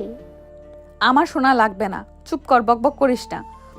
আয়ন ওয়াশরুম থেকে বের হইলে তুলি কিছু বলতে যাবে, সাথে সাথে আয়ন বের হয়ে গেল। আয়ন সোজা ওর সৎ বাবার বাড়ির সামনে গিয়ে দাঁড়ালো। আয়ন রাস্তায় দাঁড়িয়ে অপেক্ষা করতে লাগলো। এক নজর ওর মাকে দেখার জন্য অনেকক্ষণ রোদের ভিতরে দাঁড়িয়ে থাকলো। 1 ঘন্টার দিকে নদীরা ওর ফ্রেন্ডরা মিলে গাড়িতে করে যাচ্ছিল। আয়নকে দেখে গাড়ি অ্যাক্সিডেন্ট করে দাঁড় করালো। ওর দিকে নজর রাখতে লাগলো। অনেকক্ষণ পর আয়নের আম্মু একটা মেয়ের হাত ধরে আসছিল, সাথে আয়নের সৎ বাবা ছিল। আয়ন খুশি হয়ে সামনের দিকে এগিয়ে যেতে লাগলো। ওর সৎ বাবাকে দেখে আয়ন সাথে সাথে গাছের পিছনে দাঁড়ালো। আয়নের আম্মুর চোখে পড়লে কিছু না বলে চলে গেল। গেটের ভিতরে গেলে আয়ন বের হইল। কিছুক্ষণ পর আয়নের আম্মু বের হয়ে আসলো। আয়ন দৌড়ে গিয়ে ওর আম্মুকে জড়িয়ে ধরলো। আম্মু, আমি না গোল্ডেন A+ পাইছি। আয়নের আম্মু আয়নকে নিজের থেকে সরিয়ে দিয়ে হাতে কিছু টাকা দিয়ে বলল, এখন এখান থেকে চলে যা, এখানে আসিস না। তোর রেজাল্ট শুনে অনেক খুশি হয়েছি। আর রাকিবের কাছে আমি ফর্ম ফিল আপের টাকা দিয়ে দিমনি। এই টাকা আমার কাছে আপাতত আছে, বুঝোস তো, অনেক কষ্টে টাকাগুলো বাঁচাইছি। আয়নের আম্মু চারিদিকে তাকিয়ে দেখতে লাগলো আর আয়নের সাথে কথা বলতে লাগলো। আয়নর আম্মুর দিকে এক নজর তাকিয়ে আছে। আয়নের চোখে পানি, সেদিকে আয়নের আম্মুর কোনো খেয়াল নেই। একবার আয়নের দিকে তাকালো না। আয়ন টাকাটা ওর আম্মুর হাতে দিয়ে বলল, আম্মু, টাকা চাইতে আসি নাই, এখানে শুধু তোমাকে রেজাল্ট বলতে এসেছিলাম। আমি অনেক ভালো আছি আম্মু, তোমাকে চুরি করে টাকা গুছিয়ে আমাকে দিতে হবে না। আয়ন কথাগুলো বলে আয়নের আম্মু ওর দিকে তাকালে আয়ন ঘুরে চোখের পানি মুছতে মুছতে যেতে লাগলো। আয়নের আম্মু কিছু বলবে, তখনই ভিতর থেকে ডাক আসলে আয়নের আম্মু দৌড়ে চলে গেল। আয়নের বুকের ভেতর যেন চাপা কান্না জমে যেতে লাগলো। আয়ন নদীর গাড়ির সামনে দিয়ে গেল, খেয়াল করলো না। আয়ন সোজা নদীর পাড়ে চলে গেল। আয়ন নদীর দিকে তাকিয়ে ভাবতে লাগলো। মন চাচ্ছে নদী তোর বুকে ভেসে যাই, কিন্তু নদী জানিস আমি না বাবা হতে যাচ্ছি। জানি নদী আমার সন্তান এই দুনিয়াতে আসতে দিতে চাচ্ছে না। তোর নামের সাথে নাম মিলে যায় নদী। জানো নদী, আমার না খুব ইচ্ছে করে তোর বুকে হারিয়ে যেতে। আগে যদি তোর বুকে হারিয়ে যেতাম তাহলে আজ না তোর নামের সাথে নাম মিলে যাওয়া এক নারীর সাথে দেখা হইতো, আর না আমাদের কোনো সন্তান হইতো। আয়ন কান্না করতে লাগলো। আয়ন লাফ দিতে গিয়েও ভাবতে লাগলো, না আয়ান, এমন কিছু করিস না। তোর লাইফের মতো তোর সন্তান বাবাহারা হয়ে যাক, এইটা নিশ্চয়ই তুই চাস না। মায়ের তো অন্য জায়গায় বিয়ে করলে হয়ে যাবে, কিন্তু তোর সন্তানের কি হবে? তুই একজন ভালো বাবা হতে পারবি। আয়ান, তুই এমন ভুল করিস না। আয়ন অনেকক্ষণ নিজেকে বুঝিয়ে নিল। অনেকক্ষণ বসে থেকে রাতে আয়ন বাসায় ফিরল। আয়নকে দেখে সবাই ওর দিকে তাকিয়ে বলল, কি ব্যাপার আয়ান, কোথায় ছিলে সারাদিন? কোথাও না আপু, একটু ঘুরলাম, নিজেকে সময় দিলাম। আচ্ছা যাও, ফ্রেশ হয়ে আসো, আজ আমি তোমার পছন্দের রান্না করেছি। ধন্যবাদ আপু। আয়ন রুমে গিয়ে গোসল করে বের হইল। বাইরে নদীর জোরে জোরে হাসি কানে আসলো। আয়ন শার্ট প্যান্ট বারান্দায় মেলে দিয়ে শুয়ে পড়ল। নদী রুমে এসে বলল, ওই সারাদিন কই ছিলি? কোনো খোঁজ খবর নাই। শোন, বাইরে খেতে যাবো, রেডি হয়ে নে। ক্ষুধা নাই, আপনারা যান। এত নাকামি করবি না, তোর জন্য সবাইকে ট্রিট দেব, চল। তুলি আপু কষ্ট করে রান্না করছে, সেইটা বাদ দিয়ে বাইরে খেতে কিভাবে যাব? আয়নের কথা শুনে নদীর রাগ হতে লাগলো। নদী বলে উঠল, নদী ওকে থাক তুই তাহলে, তোর আপু রান্না করছে, চল তোকে খাওয়াবো। রেখে আয়নের কলার ধরে টেনে নিয়ে যেতে লাগলো। আয়ন নদীকে বলতে লাগলো, নদী ব্যথা কিন্তু পাবে, নদী কলার ছাড়ো। বসার ঘরে গেলে সবাই দাঁড়িয়ে গেল। একজন বলে উঠল, নদী কি হয়েছে, এমন কেন করছিস? আয়নকে টেবিলের সামনে বসিয়ে দিয়ে তুলি রান্না করা সব কিছু একসাথে করে আয়নকে জোর করে খাওয়াই দিতে লাগলো। আয়ন ঢোক গেলার আগে জোর করে আরও খাবার দিতে লাগলো। সবাই নদীকে থামানোর চেষ্টা করতে লাগলো। তুলি বলে উঠল, পাগল হয়ে গেছিস? এইভাবে ভাত খাওয়ালে গলাতে ঠেকে মরে যাবে নদী, শান্ত হ। তোর অনেক মায়া লাগে তাই না? তোর খাবার খাবে দেখে আমার সাথে যাবে না তো আমি খাওয়াচ্ছি, সমস্যা কোথায়? নে খা, বেশি করে খা। আয়ন সহ্য করতে না পেরে নদীকে সজোরে থাপ্পড় মেরে দিল। নদী পড়ে যেতে নিলে আয়ন সাথে সাথে ওর হাত ধরে ফেলল। নদী রেগে বলল, হাত ছাড়, পড়ে যায়, আমার ক্ষতি হোক। হাত ছাড়ে, থাপ্পড় মারছস আবার হাত কেন দিছিস? আয়ন নদীর হাত ধরে সোজা দাঁড় করিয়ে দিয়ে বলল, ব্যাস অনেক হয়েছে, আমি এখনই শুধুমাত্র আমার সন্তানের জন্য এখানে পড়ে আছি, না হইলে আমি কবে এখান থেকে চলে যেতাম। তোমার পাগলামি আর নেওয়া যাচ্ছে না। বাচ্চা হইলে আমি আমার সন্তানকে নিয়ে চলে যাব। তুমি তোমার মতো জীবন কাটাও, আমি তোমার কোনো ভালো খারাপের দিকে ঘুরেও তাকাবো না। আর 5 মাস আমাকে সহ্য করো দয়া করে। আয়ন কথাগুলো বলে চলে যেতে নিলে নদী কান্না করতে করতে বলল, হ্যাঁ আমি ঠিক ধরছি, বাচ্চা হইলে তো তুই তুলির কাছে একেবারেই চলে যেতে পারোস। তুলি তোকে এই বুদ্ধি দিয়েছে, আমি কি জানি না? আমাকে তো আর তোর ভালো লাগে না আমার সাথে এমন বোরিং বাচ্চার জন্য, আমি কি বুঝি না? তুলির সাথে প্রেম জমেছে, কি ভাবছস আমি কিছু জানি না? আমি সব কিছু খেয়াল করেছি। আমাকে তোদের বোকা মনে হয় তাই না? আমার চোখের আড়ালে কি পরিচয় থাকোস, আমি কি কিছুই জানি না মনে করছস? নদীর কথা শুনে তুলি আয়ন সবাই অবাক হয়ে গেল। আয়ন নদীর দিকে তাকালো। নদী কান্না করতে করতে চেয়ারে বসে পড়ল। তুলি বলে উঠল, নদী, তুই এমন জঘন্য চিন্তা ভাবনা কিভাবে করলি? আমার আর আয়ানের মধ্যে প্রেম চলছে? আমি তো বিশ্বাস করতে পারছি না তুই আমাকে আর আয়ানকে এইভাবে জড়িয়ে দিবি। চুপ কর, তুই কোনো কথা বলবি না। তুই আমার জীবন বাঁচিয়েছিস দেখে আমি তোকে নিজের জীবনের থেকেও বেশি ভালোবাসতাম, বিশ্বাস করতাম, আর সেখানে তুই আমার আড়ালে পিঠে ছুরি মারছস। সব সময় বলতি আমাকে বেস্ট ফ্রেন্ড, আমার বোন, অথচ আমার স্বামীকে তুই কেড়ে নিয়েছিস। নদী, তোর এই আমার উপরে বিশ্বাস? নদী বাজে কথা বলবে না একদম। আমাকে আর তুলি আপুকে নিয়ে বাজে কথা বললে আমি ভুলে যাব তুমি আমার ওয়াইফ। কি বাজির কথা বলছি আমি? আমাকে ঘুম পাড়িয়ে দিয়ে তুই ছাদে গিয়ে তুলির সাথে রোম্যান্স করস, আমি কি কিছু জানি না? নদী জাস্ট শ্যাট আপ। আমাকে ধমক দিবি না। তুলি অসুস্থ হইলে সবার থেকে তোর টেনশন বেশি থাকে, আর আমি অসুস্থ হইলে কই তোকে তো কখনো টেনশন করতে দেখি না, অথচ 5 মাসের ভেতরে তুলির জন্য একদম পাগল হয়ে গেছিস। আয়ন রাগে সামনে থাকা ফুলদানি সজোরে ঘুষি মেরে বলল, আপু এটাকে চুপ করতে বলো, আমার রাগ কন্ট্রোল হারিয়ে যাচ্ছে। আমি ওর গায়ে হাত তুলবো, ওকে চুপ করতে বলো। সত্যি বললে সবার জলে। নদীর কথা শুনে ওর বাকি ফ্রেন্ডরা বলে, দোস্ত তোর কথা ভুল হচ্ছে, ওদের মধ্যে তো ভাই বোনের মতো সম্পর্ক, আমি তো কখনো খারাপ কিছু দেখি নাই। নদী কান্না করতে করতে বলল, এই ছবিগুলো দেখ। নদী ওর ফোন থেকে কিছু ছবি দেখলে আয়ন তুলি অবাক হয়ে গেল। ওর বান্ধবীরা সবাই বলতে লাগলো, ছি তুলি, তুই এ কাজ কিভাবে করতে পারলি? আয়ান নদীর হাজবেন্ড, আমাদের তুই জ্ঞান দিয়ে নিজে ওর সাথে এসব করছস। তুলি আয়নের রাগ যেন চড়াও হয়ে গেল। আয়ন নদীর ফোন নিয়ে সজোরে ঢিল মেরে ভেঙে ফেলল। নদীকে কিছু বলতে যাবে, সাথে সাথে তুলি হাত দিয়ে বাধা দিয়ে বলল, ভাই শান্ত হ, আমি নদীর সাথে কথা বলি, ওই আমাদের ভুল বুঝেছে। আমি কোনো ভুল বুঝি নাই, আমি যা দেখছি সঠিক দেখছি। তোরা মাঝে মাঝে ছাদে যাস, মাঝে মাঝে আমি না থাকলে দুইজন একসাথে বাগানে বসে থেকে হাসাহাসি যত প্রেমালাপ আছে করস। আর তার থেকে বড় কথা, তোদের মাঝে যদি কিছু নাই থাকতো তাহলে কখনো তোদের একে অপরের দিকে এত টান থাকতো না। তোরা দেখোস না, তুলিকে কিছু বললে আয়ান রেগে যেত, আর আয়ানকে কিছু বললে তুলির গায়ে লাগতো। নদীর কথা শুনে ওর ফ্রেন্ডরা বলে, হ্যাঁ আমি ও খেয়াল করছি।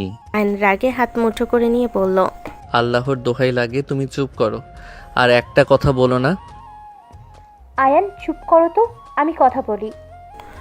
তুলি নদীর পায়ের কাছে বসে হাত ধরতে গেলে এক ঝটকায় সরিয়ে দিল। তুলি বলে উঠল, বোন, আমি তোকে নিজের বোন ভাবি, আমি তোর সংসার ভাঙবো এমন কথা কিভাবে ভাবলি? তুই যেটাই দেখেছিস সেটাই সম্পূর্ণ ভুল। সেদিন অনেক বাতাস ছিল, আমি আর আয়ান তোর ব্যাপারে কথা বলছিলাম, হুট করে আমার চোখে ময়লা পড়লে আমি কান্না করছিলাম। আয়ান তখন আমার চোখের ময়লা পরিষ্কার করে দিয়েছিল। আয়ান আমার থেকে লম্বা, ওই যদি আমার চোখের কাছে আসে ওকে ঝুঁকতে হবে। পিছন থেকে দেখছস, দেখে মনে হয়েছে আয়ান আমাকে লিপ কিস করেছে। বিশ্বাস কর, আল্লাহর কসম করে বলছি, প্রথমে আয়ানকে আমার ভালো লেগেছিল, বাট এখান থেকে 1 মাস পর থেকে আমি ওকে ভাইয়ার চোখে দেখি।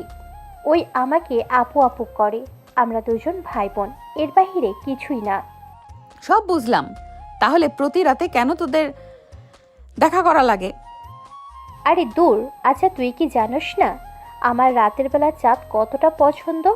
রাতের আকাশ দেখতে ভালো লাগে, তেমন আয়ানেরও ভালো লাগে। ওর সাথে আমার অনেক কিছু মিল পাইছি, তাই আমরা দুজনের সম্পর্কে যমজ ভাই বোন দিয়েছি। আল্লাহর কসম করে কখনো আমি মিথ্যা বলবো না, এটাই তুই ভালো করে জানিস। তাহলে বাগানে কি নিয়ে এত কথা বলতি? চোখের ইশারায় কেন করতি? আবার মাঝে মাঝে ওই তোর রুমে কেন যেত? আমার রুমে মাঝে মাঝে আসতো কোনো পড়ায় সমস্যা হলে, আর যতবার এসেছে আমার সাথে লামিয়া তো থাকতো, না হয় ওই থাকতো। আর বাগানের কথা বলছিস?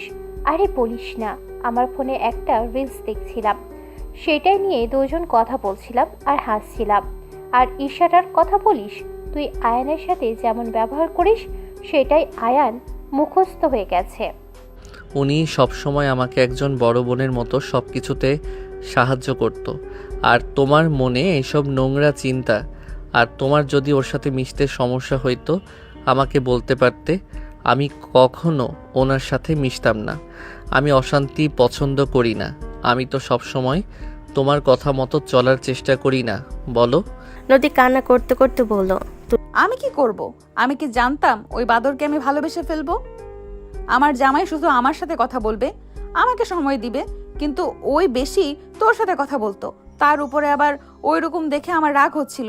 দুইজন আমার প্রিয়, অথচ তারা আমাকে ঠকালো। এটা ভেবে আমি নিজেকে ঠিক রাখতে পারলাম না, আমার অনেক কষ্ট হতো। আমি কি করব? সেই জন্য আমি সবসময় চিল্লাপাল্লা করতাম। বলে ইশারায় বলল। আয়ন নদীর কাছে গিয়ে বসে, ওর হাত দুইটা ধরে বলল, নদী, আমার লাইফে 2টা মা আছে, 2টা বাবা আছে। আমি জানি এইসব কতটা কষ্টকর। আমার বাবা আমার মাকে কষ্ট দিয়েছে, তাকে ধোঁকা দিয়ে অন্য একজনকে বিয়ে করে। আমি এইসব পরিস্থিতিতে থেকেছি। আমি জানি এসব কতটা কষ্টকর। আমি ছোট থেকে নিজের কাছে প্রতিজ্ঞা করেছি আমি কখনোই আমার স্ত্রী সন্তানকে কষ্ট দিব না। আমি একজন ভালো স্বামী আর ভালো বাবা হব। বাট তুমি আমাকে ভুল বুঝে শুধু শুধু নিজেকে কষ্ট দিয়েছো আর আমাকে কষ্ট দিলে। বাচ্চাদের মতো কান্না করতে করতে তুলে আর আয়নের দিকে তাকালো। নদী ওর হাত ধরে দুইটা কান ধরে বলল, সরি, আর এমন ভুল করব না। আমি তোমাদের দুজনকে অনেক ভালোবাসি। তোমরা আমাকে ঠকালে আমি মরে যাব। বোকামে, আমি তোকে ঠকাবো ভাবলি কিভাবে? আমি তোকে ছোট থেকে চিনি। আমি তোর সুখ দুঃখে সবসময় থাকছি, আর সেখানে কি না আমি তোকে কষ্ট দেব? ঠকাবো কিভাবে ভাবলি? সরি। নদী তুলিকে জড়িয়ে ধরল। নদী তুলিকে জড়িয়ে ধরে কান্না করতে লাগলো আর নদীর দিকে তাকিয়ে বলল, কান্না করো না। শুনো, কোনো কিছু খারাপ লাগলে আমাকে সোজা বলবে, আমি সেই কাজ করব না। বাট না বলে নিজের ভিতরে সব চেপে রেখো না। নদী বাচ্চাদের মতো আয়নের দিকে হাত বাড়ালে সবাই হেসে দিল। আয়ন নদীকে কোলে তুলে নিয়ে বলল, আয়ন চলো বাহিরে খেতে যাব। নদীকে নিয়ে রুমে গেল। নদীকে ওয়াশরুমে নিয়ে গিয়ে ফ্রেশ করে দিয়ে দুজনে ফ্রেশ হয়ে নিল। দুজন ম্যাচিং করে শাড়ি পাঞ্জাবি পরল। আয়ন নদীর পিছনে দাঁড়িয়ে পিছন থেকে জড়িয়ে ধরে বলল, আমার বউটাকে অনেক সুন্দর লাগছে শাড়িতে। তোমার পছন্দ হয়েছে? হ্যাঁ, অনেক পছন্দ হয়েছে। তোমাকে দেখাবো বলে শাড়ি 3 পিস কিনেছিলাম, কিন্তু তার আগেই তো ভুল বোঝাবুঝি হওয়ার কারণে। বুঝলাম। চলো যাই। বাসায় এসে আমাকে আদর করবে তো? ওকে করব, আমার পাগলি বউ। ভাই, আপনাদের হইলে আসতে পারেন। আপু আপনি যান, আমরা আসছি। নদী তাকালে আয়ন কানে হাত দিলে নদী হেসে বলে, আর সন্দেহ করব না, চলো। আয়ন হাত এগিয়ে দিলে নদী আয়নের বাহু ধরে বের হলো। 5 বছর পর আয়ন, নদী আর ওর ছেলে আহনাফের দিকে তাকিয়ে আছে। নদী আর আহনাফ দুজন দুজনের চুল ধরে আছে। আয়ন চুপ করে আছে। আয়ন ভালো করে জানে মা ছেলে একজনের দিকে টানলে দিন শেষে মা ছেলে ওর পিছনে লাগবে। নদী আহনাফ একে অপরের দিকে তাকিয়ে আবার আয়নের দিকে তাকালো। আয়ন কিছু বলার আগে দুজন চিৎকার দিয়ে পড়ল, পাপা মাম্মা আমার চকলেট আইসক্রিম সব খেয়ে ফেলেছে। আমাকে ঘুম পাড়ানোর নাম করে সব খেয়ে নিয়েছে। দেখো মাম্মার মুখে এখনো চকলেট লেগে আছে। বাচ্চাদের মতো করে তাকিয়ে পড়ল, আমি অল্প খেয়েছি, ওই আমার সব চকলেট আইসক্রিম খেয়েছে। আমি তো ওকে কিছু বলি নাই। ওইটার একটু খেয়েছি তাই বলে ওই আমার সাথে রাগারাগি করবে? মানে হয়েছে কি, আমাকে শ্বশুর আব্বু ডাকে।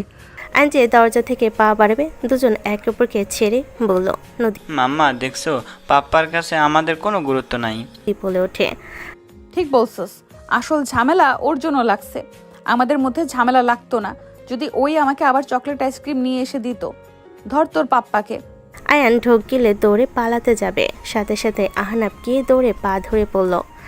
মাম্মা পাপ্পাকে ধরে রাখছি, তুমি মারো, আমি ধরে আসি। আমরা একা মায়ের খাইছি, পাপ্পা কেন বাদ যাবে? আয়ান মনে মনে বলতে লাগলো, আল্লাহ কোন দুই ফাজিলের পাল্লায় আমাকে ফেললেন। এরা মারামারি করবে আর মাঝখানে আমি হুদাই মাইর খাবো।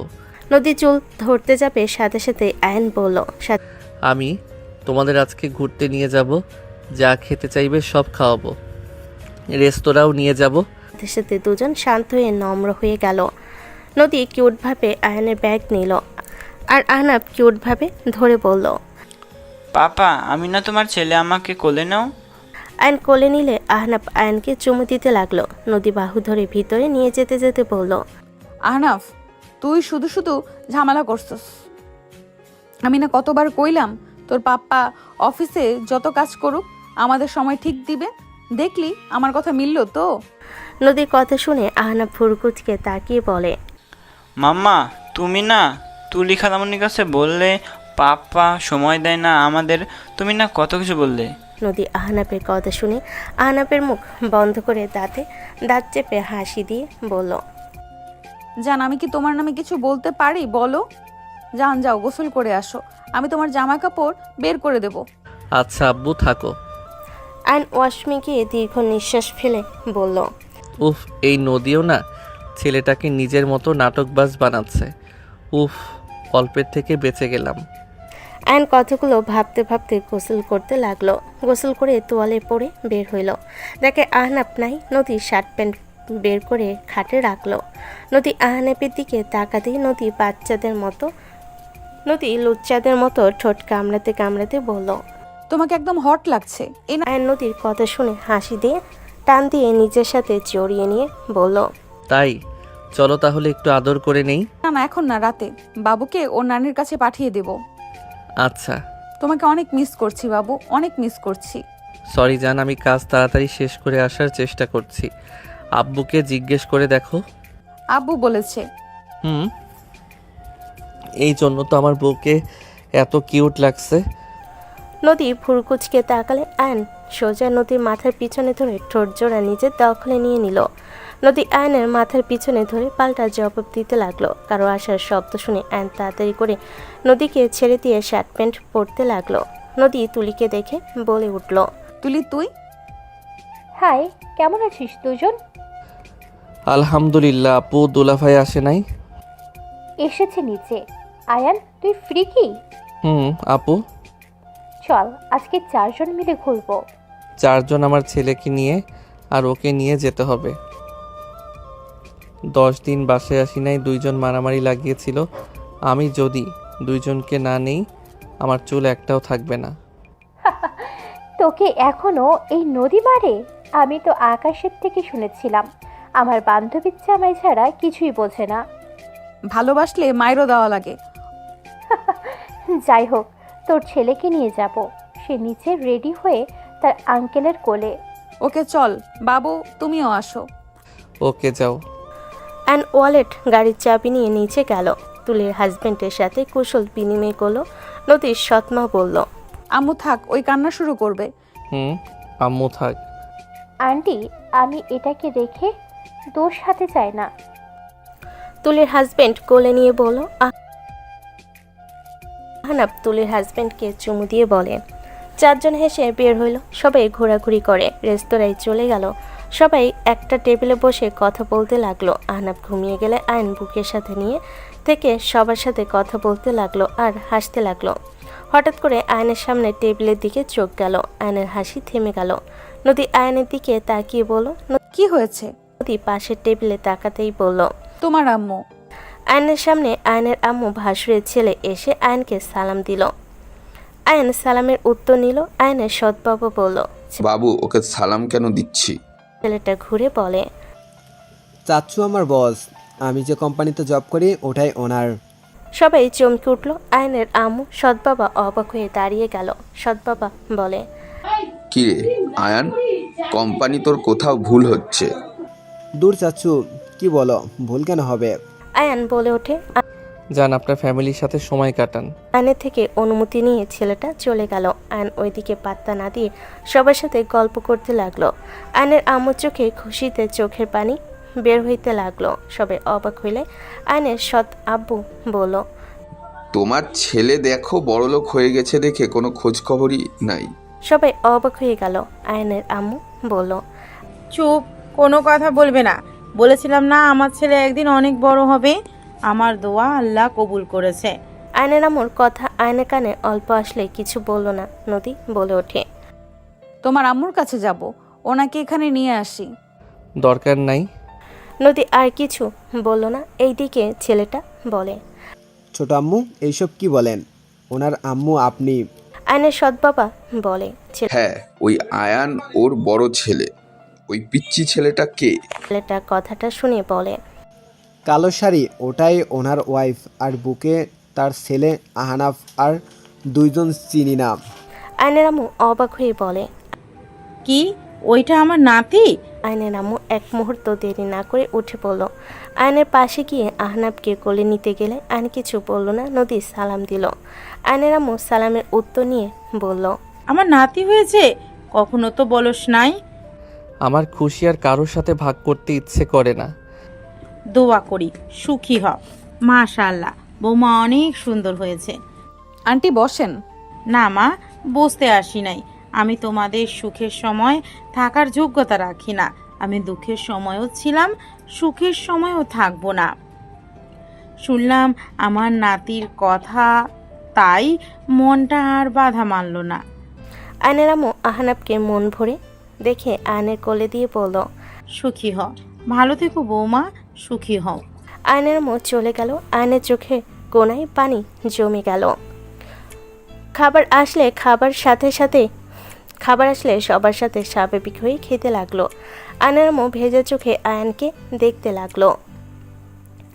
নদী আয়নের হাতে হাত রাখতে আয়ন হাসি মুখে বলল, আমার পাশে তোমরা থাকলে আমার আর কাউকে কোনো দরকার নাই। নদী জড়িয়ে ধরলে আয়ন ওর আম্মুর দিকে তাকিয়ে দেখে ওর আম্মু সবার সাথে খাবার খাচ্ছে।